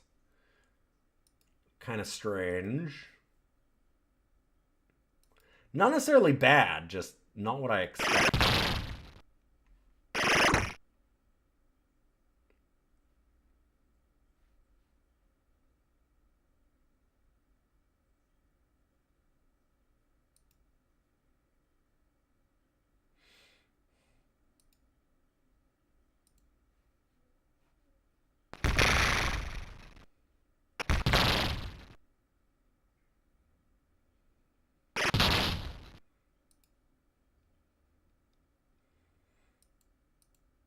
Okay, you move there. You go down this way now.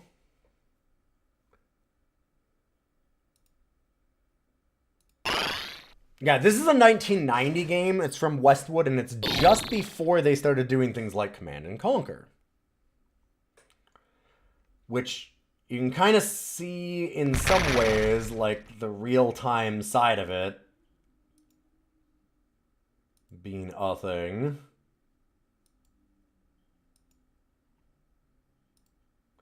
Go there and then back. I need you to just like run beside him. Running warm. This one's running moderate. Okay.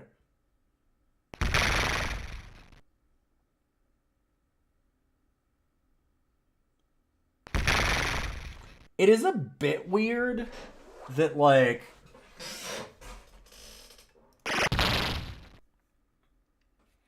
it doesn't have a lot of the normal damage modeling kind of thing that even Crescent Hawk's Inception had a lot of that, where you, like, try and get their legs.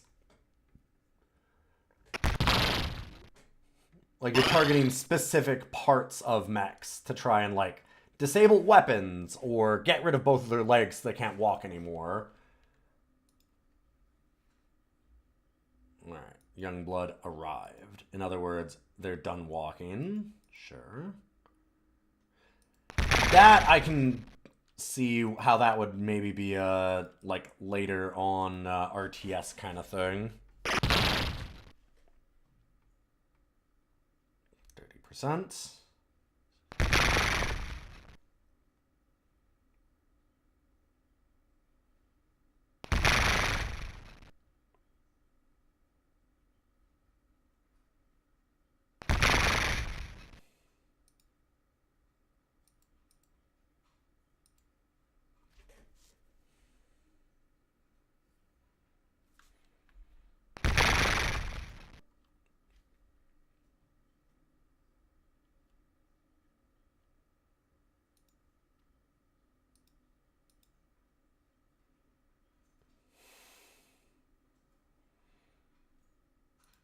Oh, we should get closer into this.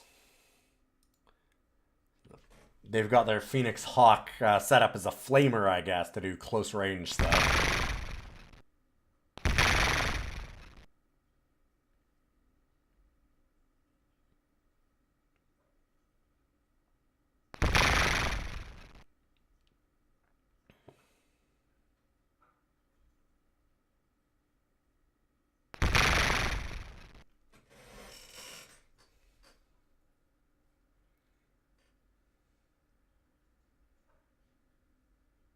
Jason, this is Rex. Over. These Kurt mechs must be made of tin. Mech got over the bridge. Hope Kurt intercepts him. Okay. Go to unit. Wait, what?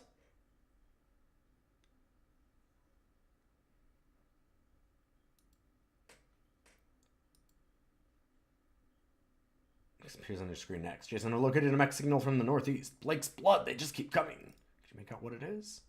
So wait, we failed it? Okay, hold up. Same locust that Grease let escape earlier. Jason, this is Rex. Code red. There's the Whitworth. Oh, God, there's a... Wait. There's a Whitworth. Huh.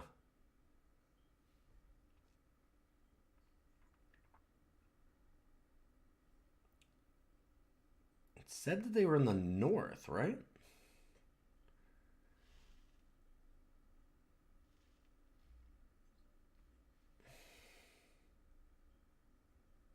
Yeah, there are called shots on the tabletop.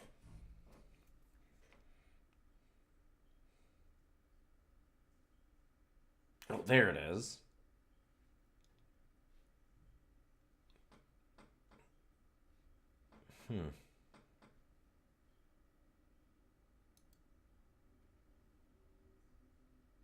We could really use a mini-map, yes.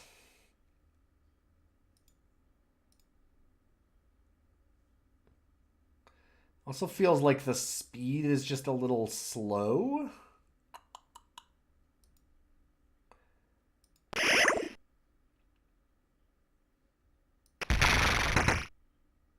Locust spotted. Okay, there it is. Let's have the Griffin target the Locust.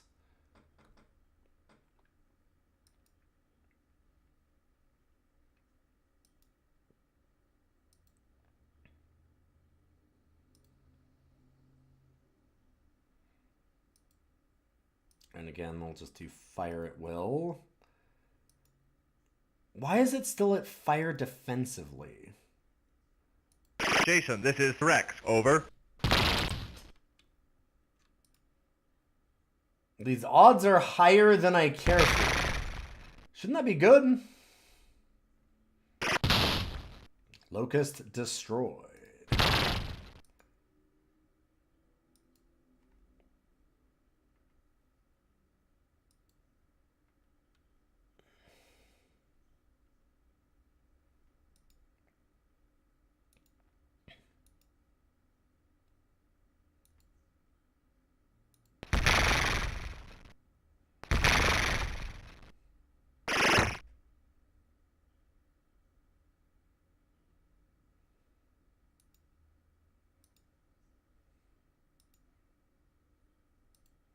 Whitworth closed really fast. Oh, wow. Okay.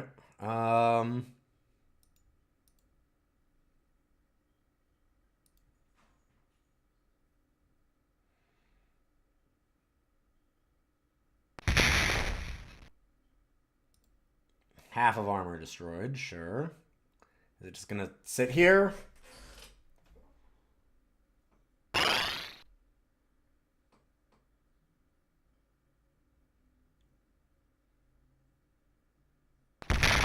Sure looks like it.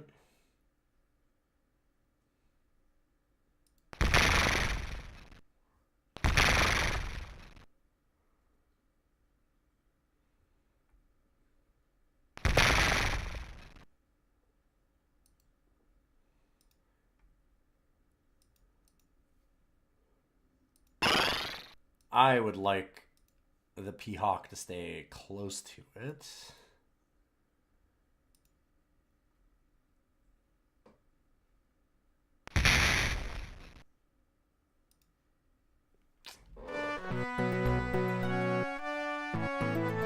Bad news is 2 Rommel tanks are headed towards you. Escort an APC. Destroy them all, otherwise they'll cruise right into the base. It's a tough customer. The APC is the truth.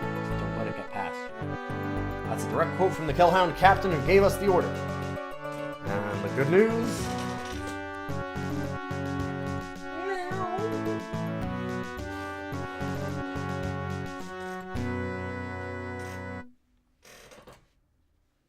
Oh, right, there's no good news. It sounded better when I told you that.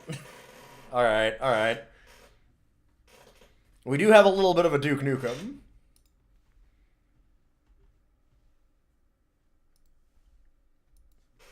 Oh, buddy.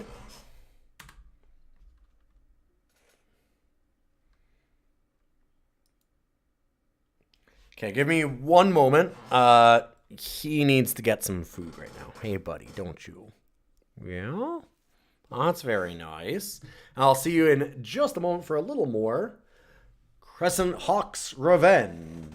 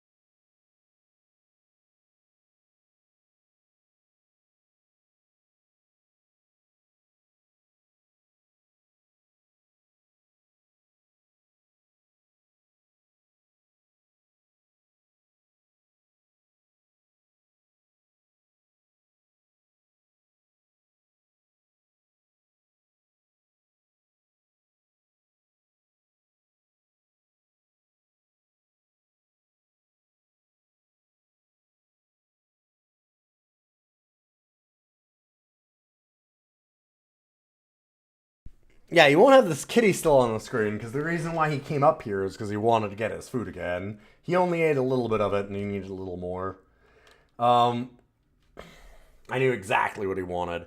I'm noticing a problem with this game that I'm having, and that is that it's picked a middle-of-the-road range of what it's trying to do that I don't love. What I mean by that is that, like, Crescent Hawk's Inception and, like, the Harebrained Scheme game and stuff like that for BattleTech, the cool thing about them is, like, going in and fiddling with all the parts of your mech and being like, okay, I'm going to fire machine guns here and, like, manage the heat. And it's, like, all the little fiddly sliders and shit like that you're doing with all your mechs. And here they were like, you know what? We want it to go way smoother than that. We don't want to have you sit down and, like, figure out all the ranges and do all that, which is, that's not necessarily terrible. Not necessarily even a bad idea at all. It could be a really good idea. But it's not, it's still slow.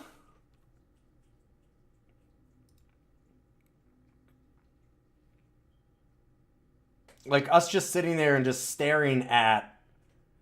Okay, we're firing at this guy, yeah. I don't know what we're firing at this guy, because now it just tells us, oh, this one's decent at medium. Okay, what does that mean? Does it have, like missiles? Does it have machine guns on it? Does it have flamers?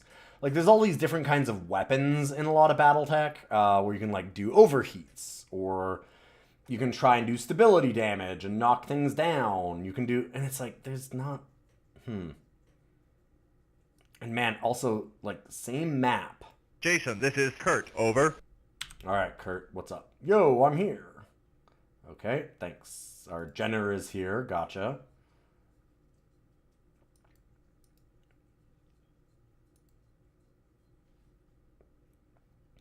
And I mean, I do like how much we can give these orders in real time and everything and just watch things move off. It's just like time to kill is not amazing. Okay, so there's something Jason, over this there. is Kurt. Code red. So we do get sight of them eventually, and it kind of has like a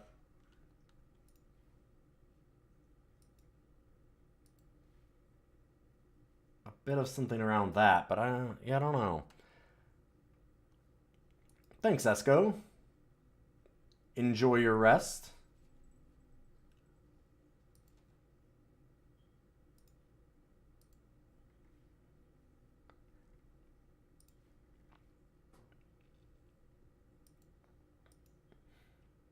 I'm just worried that in sanding off some of the rougher edges of this,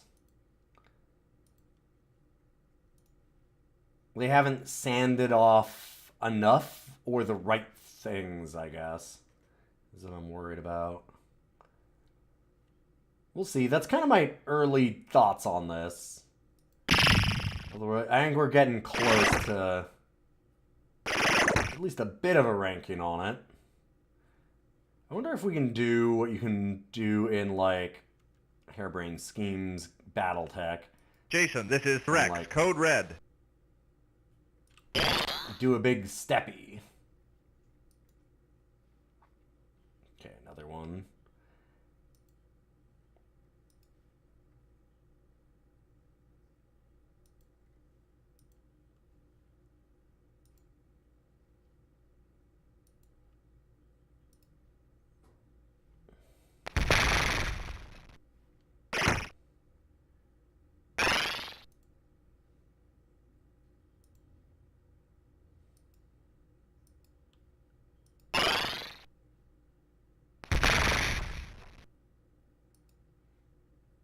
Oh, do you really not have a target? Whoop. I swear I did. I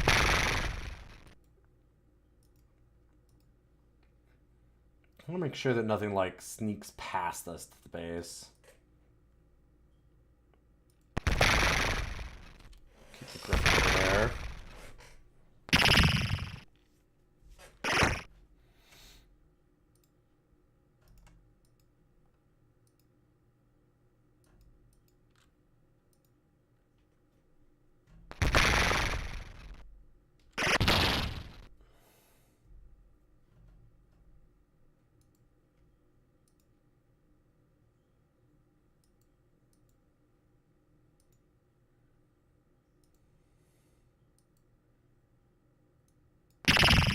That one. Yeah, like, I'm definitely a BattleTech nerd. I like the big stompy robots. I just don't know that this game does the right things of catering to the weird BattleTech perverts, me, or also doing the other thing that they can do, which I don't mind, and I think is maybe even a good idea a lot of the times, which is be like, no, listen, no people are going to want to go this deep into it. My mech can't move.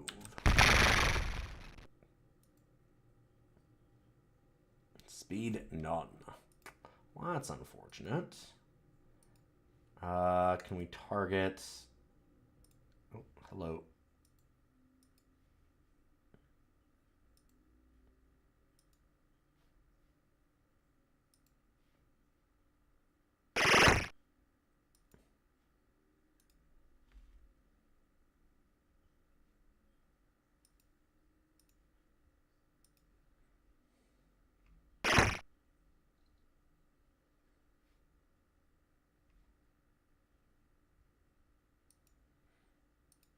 I'm just kind of curious.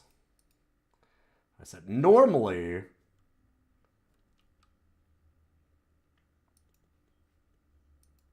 you would just do a big steppy.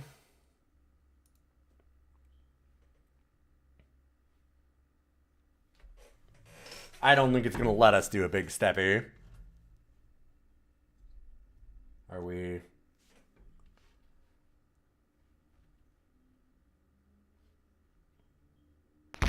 Okay, I'm like, are things still happening? This is what I mean, like, it's hard to know sometimes if something's even happening.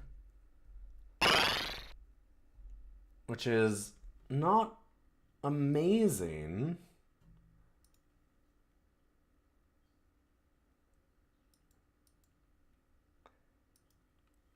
Yeah, overburn seems like it's the heat trouble problem. Yeah, exactly. You're good at taking some heat.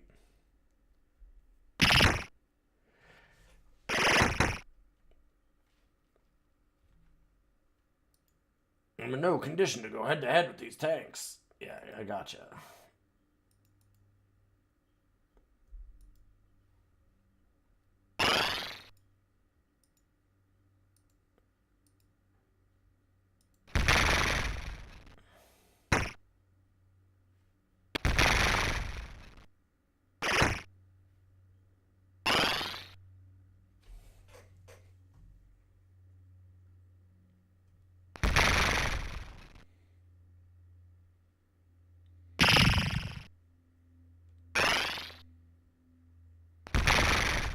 Yeah, this is hitting a weird middle-of-the-road pace.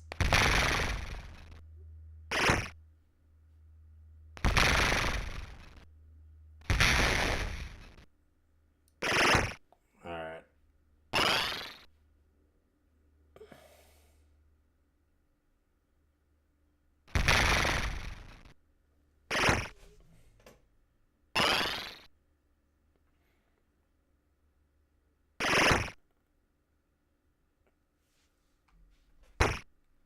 Like, I feel like we're not getting enough information.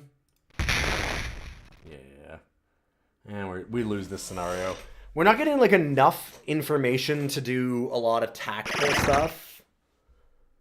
But it's not fast enough and actiony enough to get there on that side either.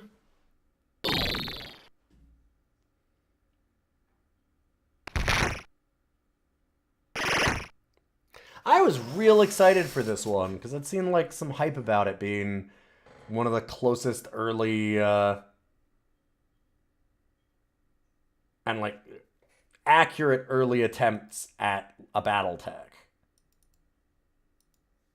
I don't know where they're getting, like, this was really accurate and close to the tabletop, because this... It doesn't seem like it.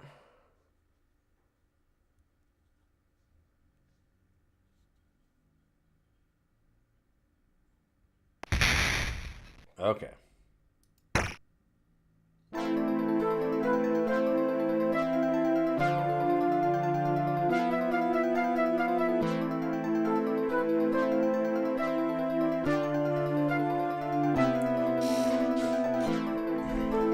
Doing the same map over and over and over for the first little while is also just like...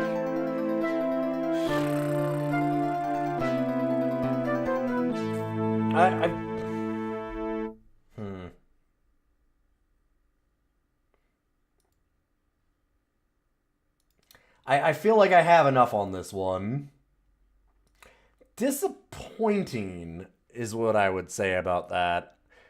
Not necessarily, it's certainly not terrible, but disappointing. This is a day of disappointing in a way. Doom 2, cool, disappointing, right? Like all the sequel stuff. We're getting the disappointing sequel syndrome again. It's not Crescent Hawk's Inception. That game was fucking rad as hell. This game, it's not Crescent Hawk's Inception. That game, again, that game, top 20 DOS game. Rad game. This one...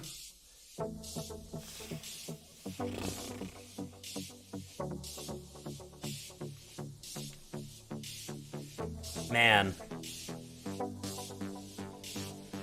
Needed some more work. No, I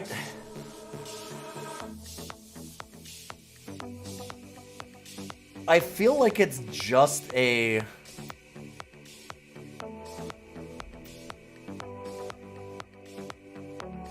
I don't know.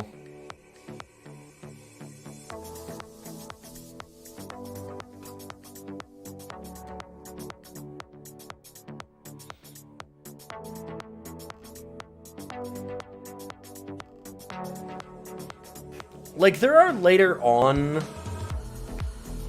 You can order up the speed a little bit faster, too. But then you're trying to do, like, actions to everybody. I don't know. It's... Something's weird. There is a way to turn up the speed. Like, I'm looking a little bit at the manual again, and I'm like, yeah, right, there is some changes to the speed. But it's not letting us get into a lot of the nitty-gritty of, like I said, like, so much of what BattleTech is about, like, the robots, looking at them and being like, oh man, like, I'm gonna strip out, like, the machine guns on this, and then that'll give me some more weight, so I can give it an extra PPC, and that'll make it, like, this weird long-range version. Like, it's, like, customizing them a lot and stuff. And this doesn't have the same feel as a lot of that, like, tuning in and out, and I mean, maybe it's just, like, this early stage of the game, because there are formation things later that you get into with some, like, you actually do formation tactics.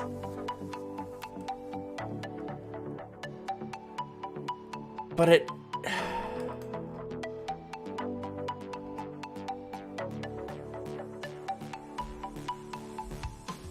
Well, you get more experience on your mech warriors as you go on.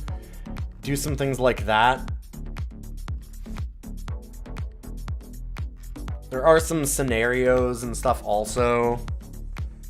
And, like, you do have to care about, like, the terrain. That is a thing. But it's just...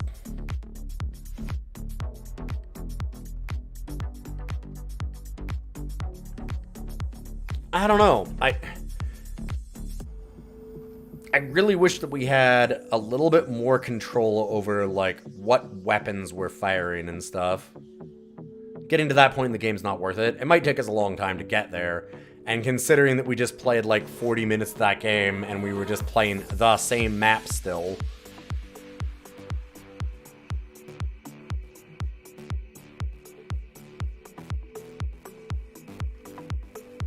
Like, doing that map, and then that map, and then that map, and then that map. Just on first impression alone, right? Like, I didn't have a whole lot of impetus to keep playing it.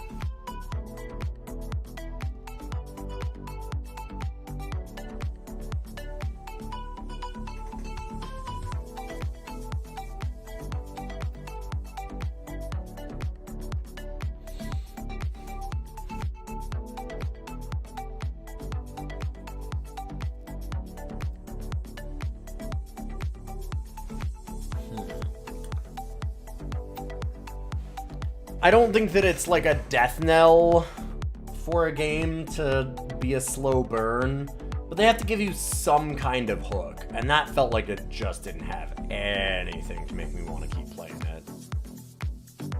And that's not a good place to be. And I mean, looking at the manual, there's some stuff later in that comes in, but like...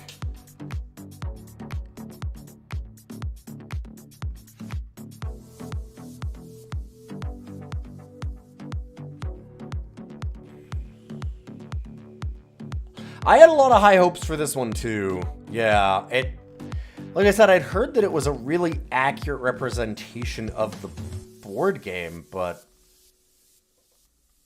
not being able to do any customization of your mechs, not being able to, like, pick the...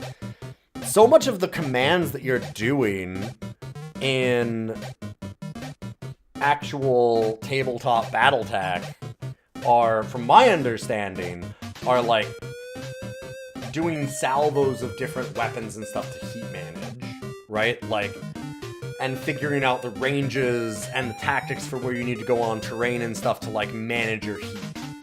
So, like, oh, okay, I have, like, a long-range missile platform, and it builds really high heat, but I can keep it behind this mountain range, and then, like, fire off salvos, and then wait for the heat to go off, and things like that. And I've got the time to do that because I've used the terrain to my advantage and made a choke point with more of my close-range mechs over here, and kept this one behind the mountain range so that it's protected. Like, you can do things like that.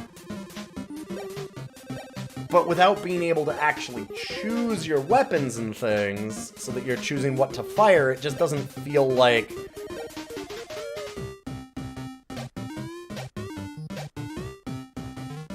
Like, you're just kind of giving them an order, like, you pilot the mech, right? Like, you tell them, here's your speed, here's the kinds of fire that I want you to do, and then you just do it.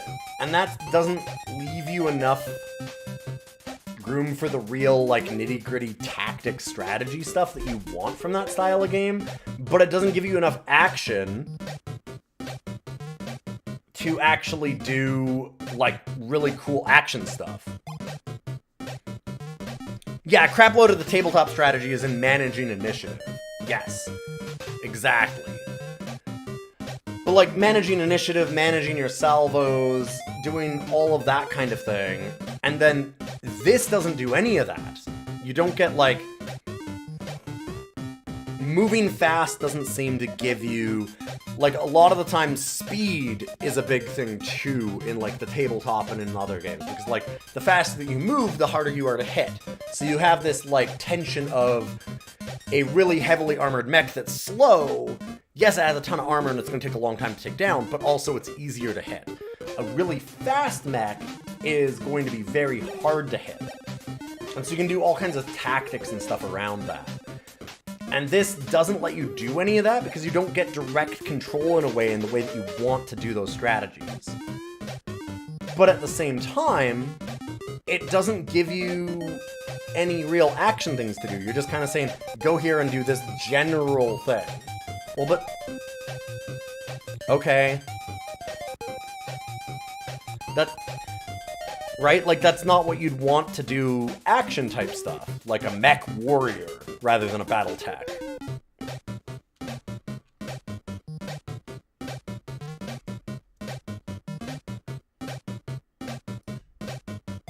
I mean, we did pick our mech. We did keep the two mechs that we had at the beginning for the two characters, but you'd also have to know that going into the story, which is a little weird. I guess we could have done that again. It gives us like a random selection of them, and then we pick 4, and the 2 at the top are the ones that we keep, it seems.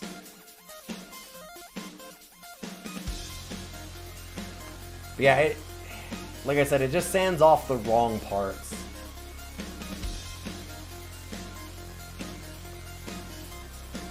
I don't think it's as good as Dino Park Tycoon. I honestly don't think it's as good as GTA. I had really high hopes for this one.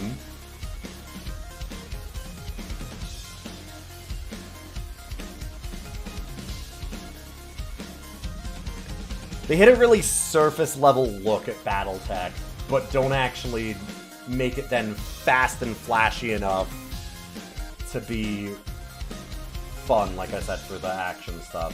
And Winter Challenge is a little bit like that, because it's like a bunch of different winter games, but it's really surface level on all of them because it's doing like 12 different Olympic games kind of thing, which makes them all just kind of bland. And that's kind of how this felt.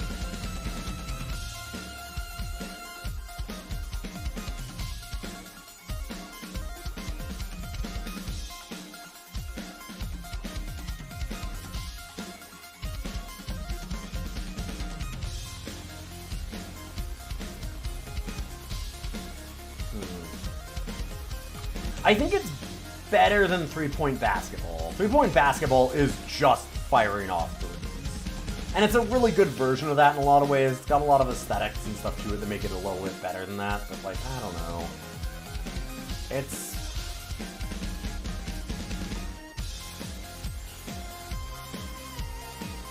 pretty bland.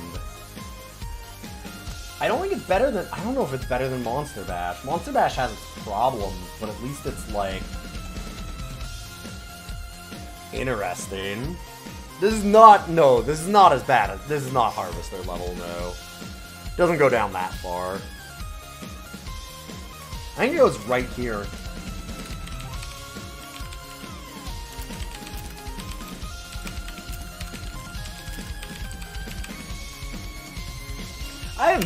Man, this makes me real sad. I want to sit down and play the HBS BattleTech game now. Not even a top 50 game. I want to go back and play Crescent Hawk's Inception again. That game was just as easy to play as this one, or maybe even easier, but also had a ton of depth to it.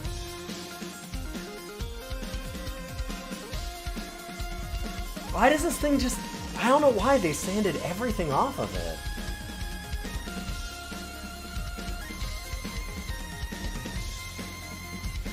I go as a full mech nerd and play Mega Mech. Eventually, I will say, we are going to have to start playing the Mech Warrior games, because those are DOS. And I remember watching my piano teacher when I was a kid.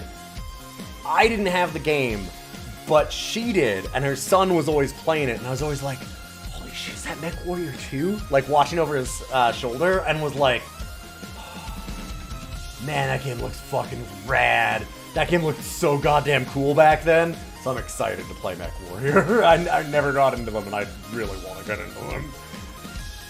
But yeah, just... man. Day of disappointments.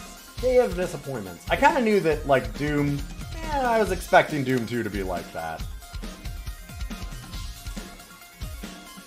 I really... This one hurts. I wanted it to be better than that. We have one final game. This one not a request. I just picked one at random. I have a way to pick a random game through one of my wrappers for DOSBox. This is 1988 action car game, because for whatever damn reason, everybody back then wanted their car battlers. This is Activision's Death Track. Let's go with an MT-32 again. Like I said, we got $1,000 to spare on a good sound system. The Roland MT-32 was, like, wildly expensive. Nobody had an MT-32.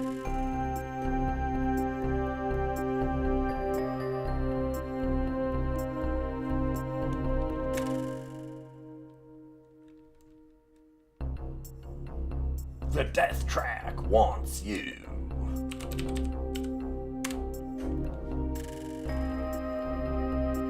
Where is this racer's best track? Okay, that's pretty good as a character. There's some very... just to show you the manual here real quick, actually. They have some very, very good Tim from accounting getting dressed up. That's Sly, apparently. We got Wrecker. Melissa. Megadeth. There's also Killer Angel. Lurker.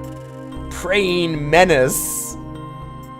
I love there's Praying Menace, Lurker, Crimson Death, and Melissa.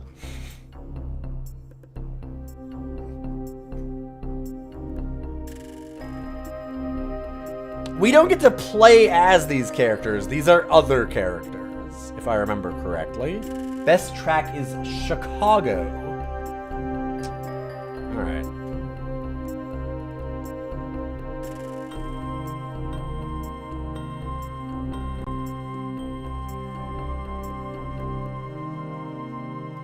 So we can take, like, a light, medium, or... There's, like, this one's the fast car. There's a more of a tanky, heavy, armored car, and then there's more of an offensive one. Did that say home Moonbase Alpha? Yes, that sure did.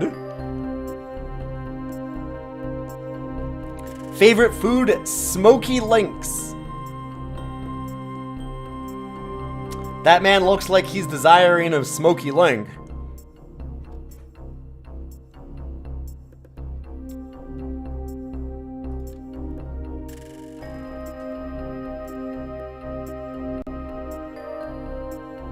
I'm gonna pass on the Hellcat. Let's go with the Crusher.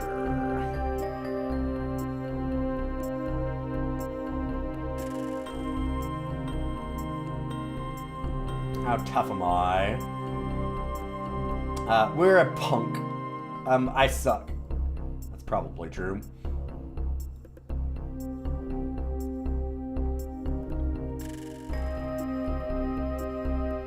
Oh, we can immediately start buying stuff. So we start out at 10,000.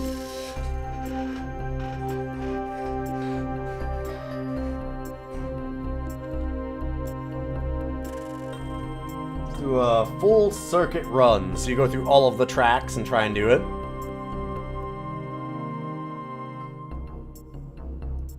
Let's go racing.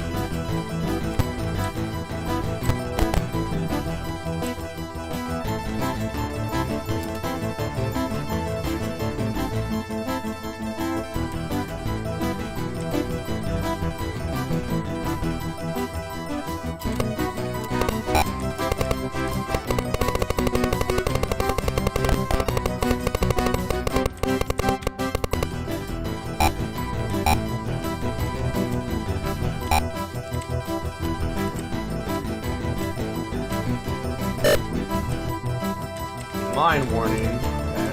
So you don't need a pit stop yet. You can do a pit stop and try and repair your car.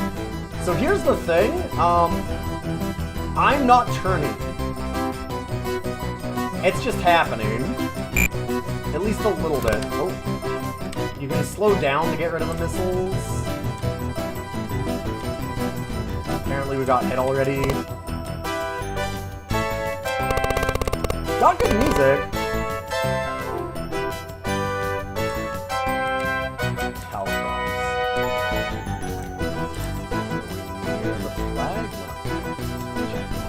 I'm like, I really want to make sure we pit stop. We're almost at full damage.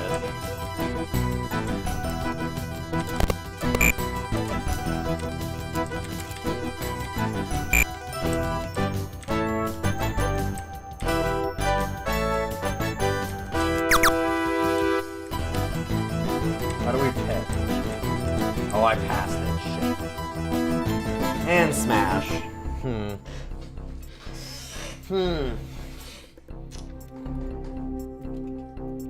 This is neat. Also, gonna be honest. Doesn't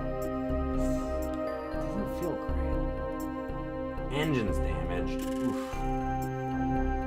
Let's buy some repairs.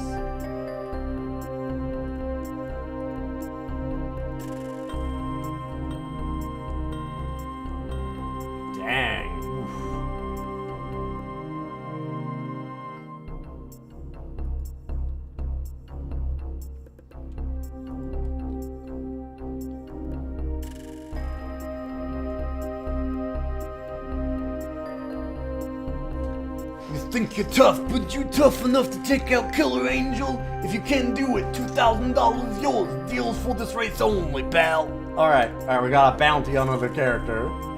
Cool. You can also hit A to autopilot your race. Supposedly. Yeah, like I just hit A and now it's just racing for me, supposedly? That does not seem to be working well. It does say in the manual that a autopilot fucking sucks. Like, it actually tells you that straight up.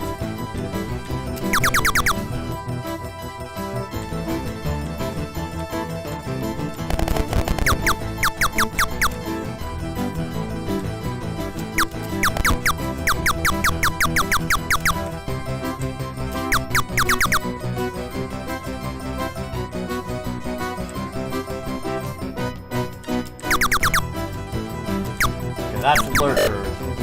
We need to kill Killer Angel. Alright, we got a beam weapon.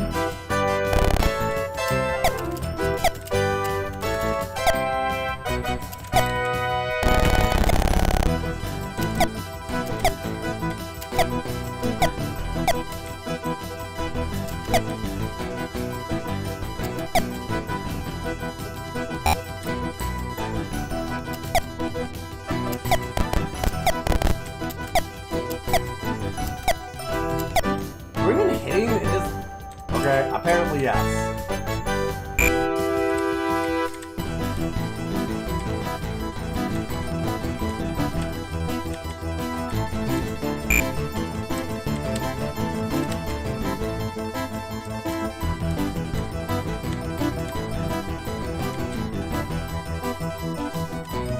Is this a pit stop? Did we pit? I'm supposed to be able to do that here, but it...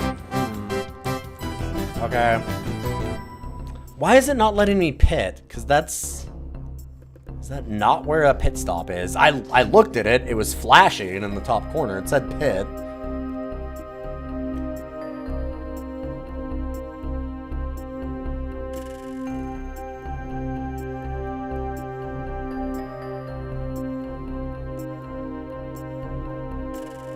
Fuel gauge, rearview mirror. Pit stop indicator light, PIL. The pill flashes as you come up on the pit area, overshoot the pit area, and you have to go around the track before doing it. Every time you complete a lap, you'll have an opportunity to pull off. To repair, rearm, and refuel. Look for the pit area and pull over to stop. You'll automatically be placed in the pit menu. I felt like we did that.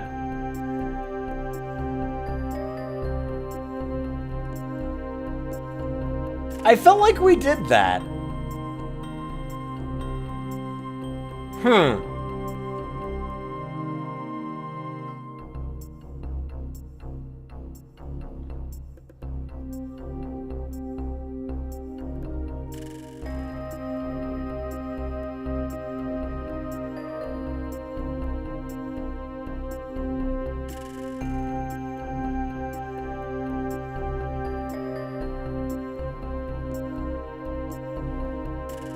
Oh, and here, I just want to read this part of the manual, because it's kind of amazing.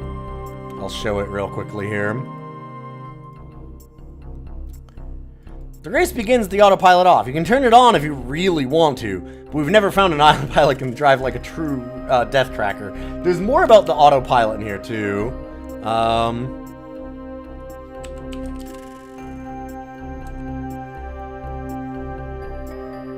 Because there's something else that said it. Autopilot on-off, there we go. This shows whether you have your autopilot on or off. Use the A key to switch it on and off. Autopilot will drive your car for you, leaving you free to target weapons, catch your breath, pick your toes, whatever. It doesn't drive fast and doesn't drive well. Oh, okay. I mean, good info, I suppose.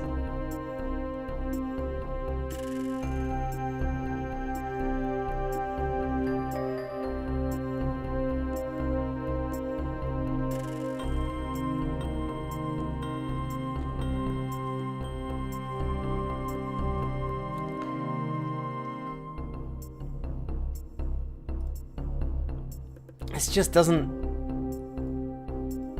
feel like I'm doing anything in a lot of ways. It definitely, I'm doing more than like a mega race. You met the slime, get away, watch yourself. I never forget a face. Alright, so what? Let's bail on this circuit. Yes. Can we do a new one? Wait. let's... Question. Can I am clicking. Right click, left click, enter, space. Nope.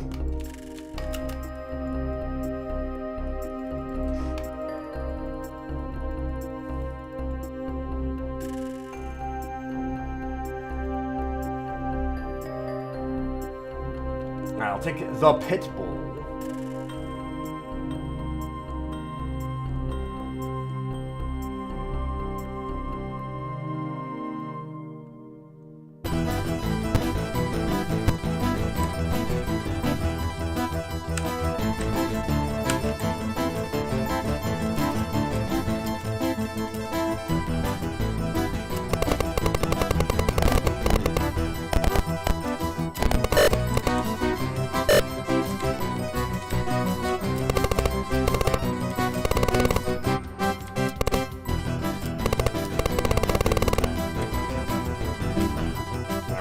Correctly, this is the heavy damage one.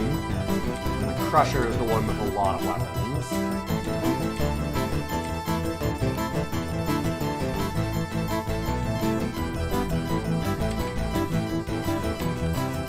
Okay, autopilot's on.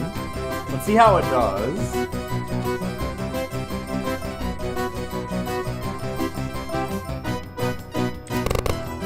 Not good.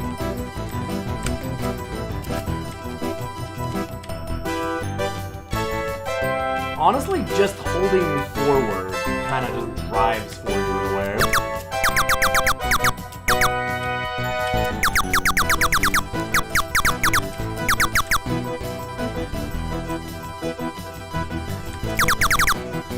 Everyone goes so much faster than me.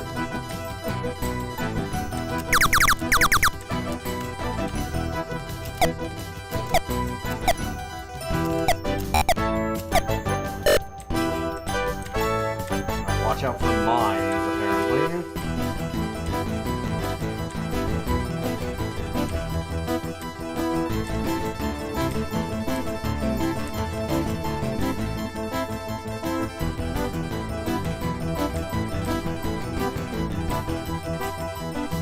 I'm wondering if just finishing the race will work out okay.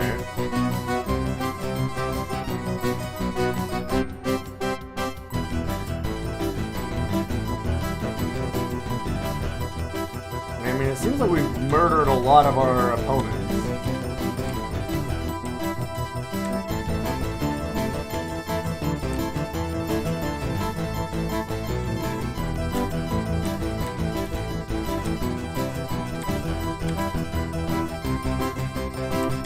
Real love relationship with like car combat, like late 80s to like honestly probably like almost early 2000s, right? Like Twisted Metal is still around that time.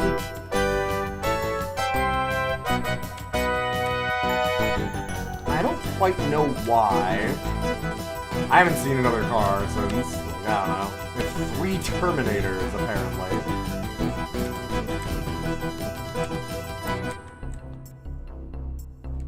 Fourth place! No, we can switch. We can switch weapons.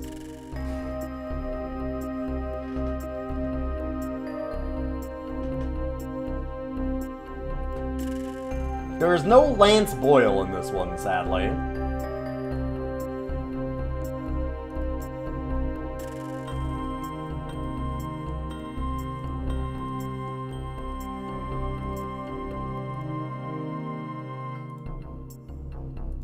Yeah, this is the one that has the intense armor. Okay.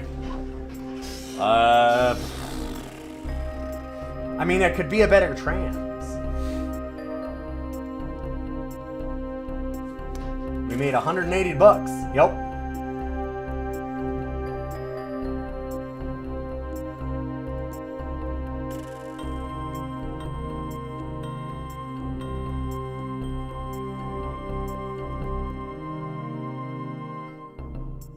Lasts longer under fire. Standard for most death track vehicles. What does it do, though? What does that mean for me?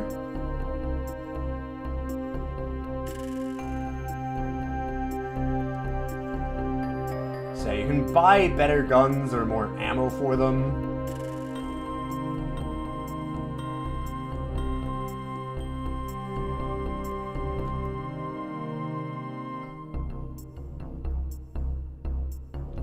Sure. Upgraded that, I suppose.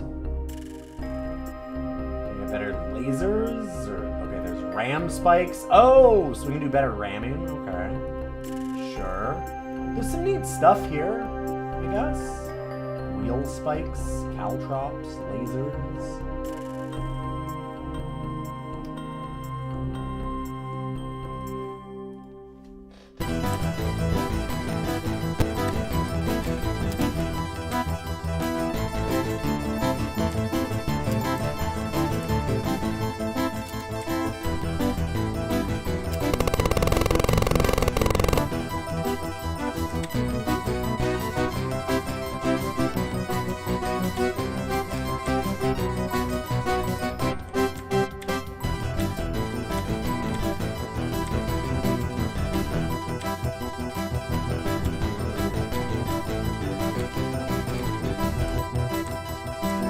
Our lasers seem to do, like, the best. I'm barely steering. Like, steering feels like it does almost nothing.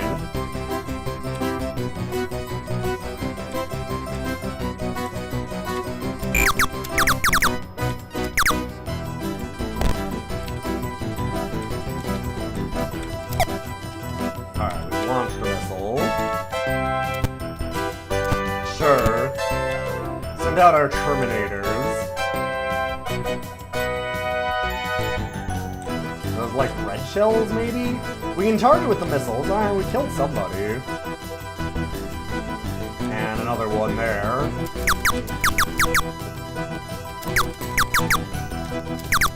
Aiming in this is, like, just like gas.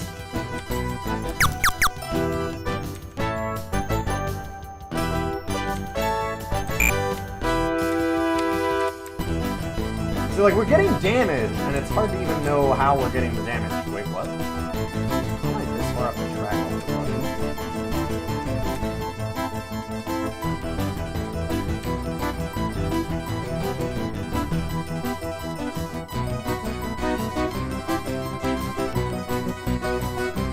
We're in 7th place, huh? Flat 3 of 5. Oh my god, it is wiggling so bad.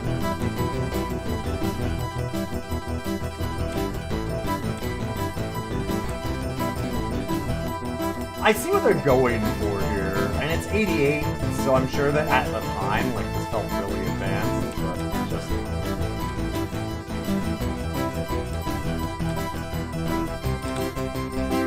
I guess not the strong suit of, DOS games. At this time, at least. I'm just pressing forward. All of the turns were just done by itself.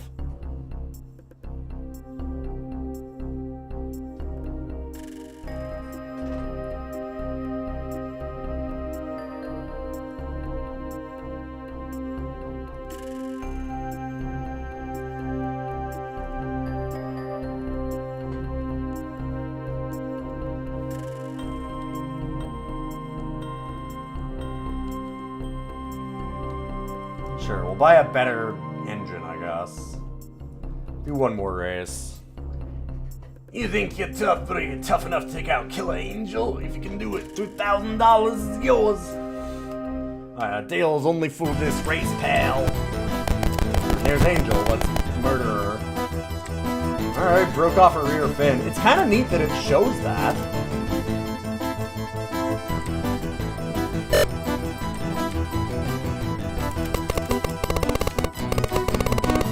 Did we kill her? Or was that somebody else that died? I don't even know.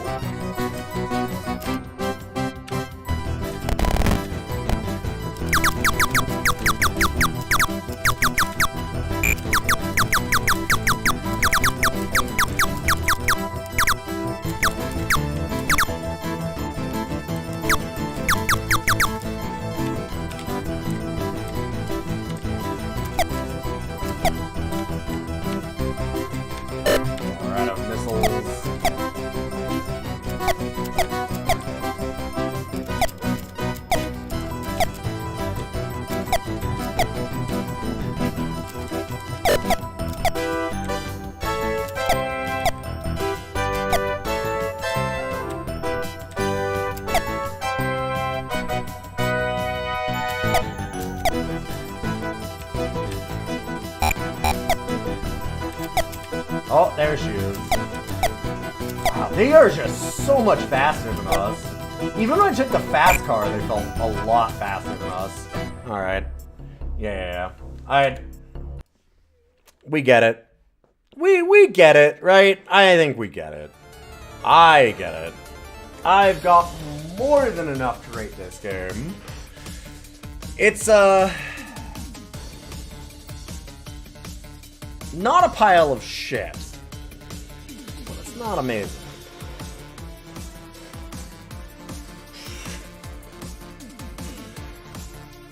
It's better than Speed Racer and the Challenge of Racer X.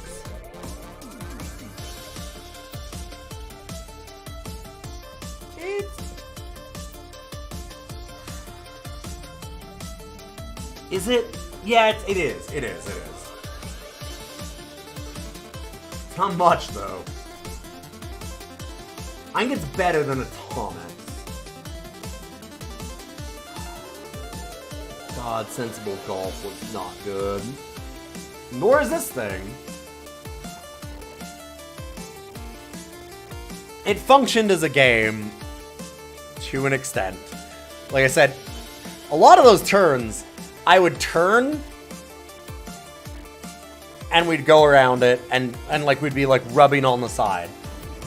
And then a lot of the turns I'd like forget and we would go like perfectly. So how much control we actually had over where we were going on the road? Pretty minimal, and especially when you consider that you're having to like dodge caltrops and mines. The speed that it's going at makes that, and like the amount of control that you have makes that very just luck of the draw. Like there's almost no real skill to that, it felt like. That felt very minimal, put it that way.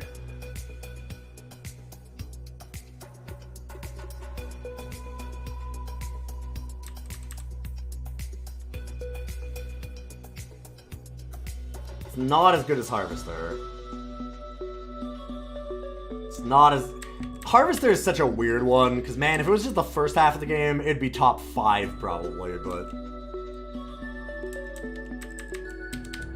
it sure goes places in the second half.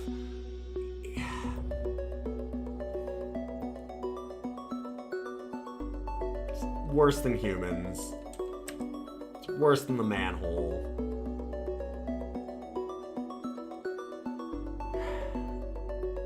It might be better than Charlie the Clown.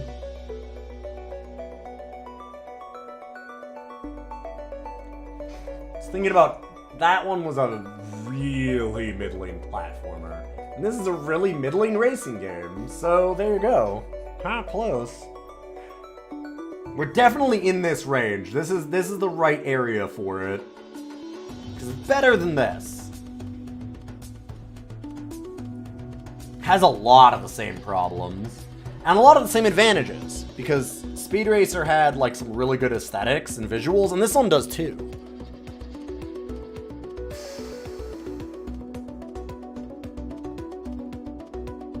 Like, honestly, the like, deformation of the cars, like, the cars, like, the damage showing on cars is kind of wild. Especially for 88. Like, that's... whew, wow.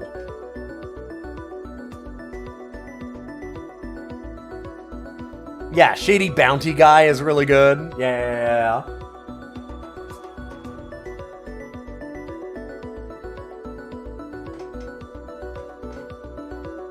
But then you have to play the game at the end of the day, and that part of it's just wet fart.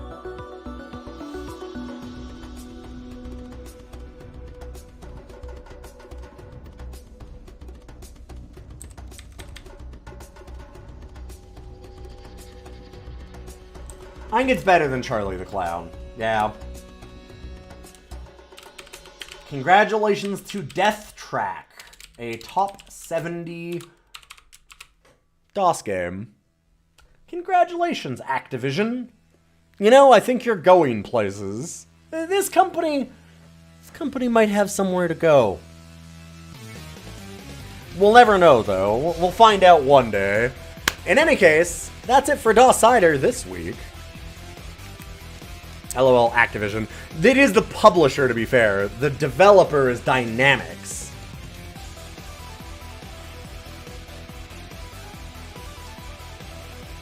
But a little bit of Death Track. So we got Death Track, we got BattleTech, Crescent, Revenge, SimEarth, and Doom 2, Hell on Earth. And we've got a whole bunch of new requests for me, so I gotta get to those next Monday, which is when we normally do it. And I did do a special episode on Monday, but I'll try and do, like, the regular episodes on Monday again. We just had a lot of, like, really big requests last month that were all, like, big adventure games and stuff like that that needed to do a little more in depth. We'll try and do the end of Day of the Tentacle soon, and I think I'm gonna do a second stream tonight. For now, I'm gonna go off and eat. I'm gonna host you over to somebody else, so don't go away. And thank you all for being here. I've got all of these up on YouTube, so if you look, this number is the episode that we're on. So you can always go and check out where your favorite games have landed, and if you're a sub or patron, you can join the Discord and check it out there. Like I said, if you like the stream, those follows mean a lot. I'm gonna host you over to someone else.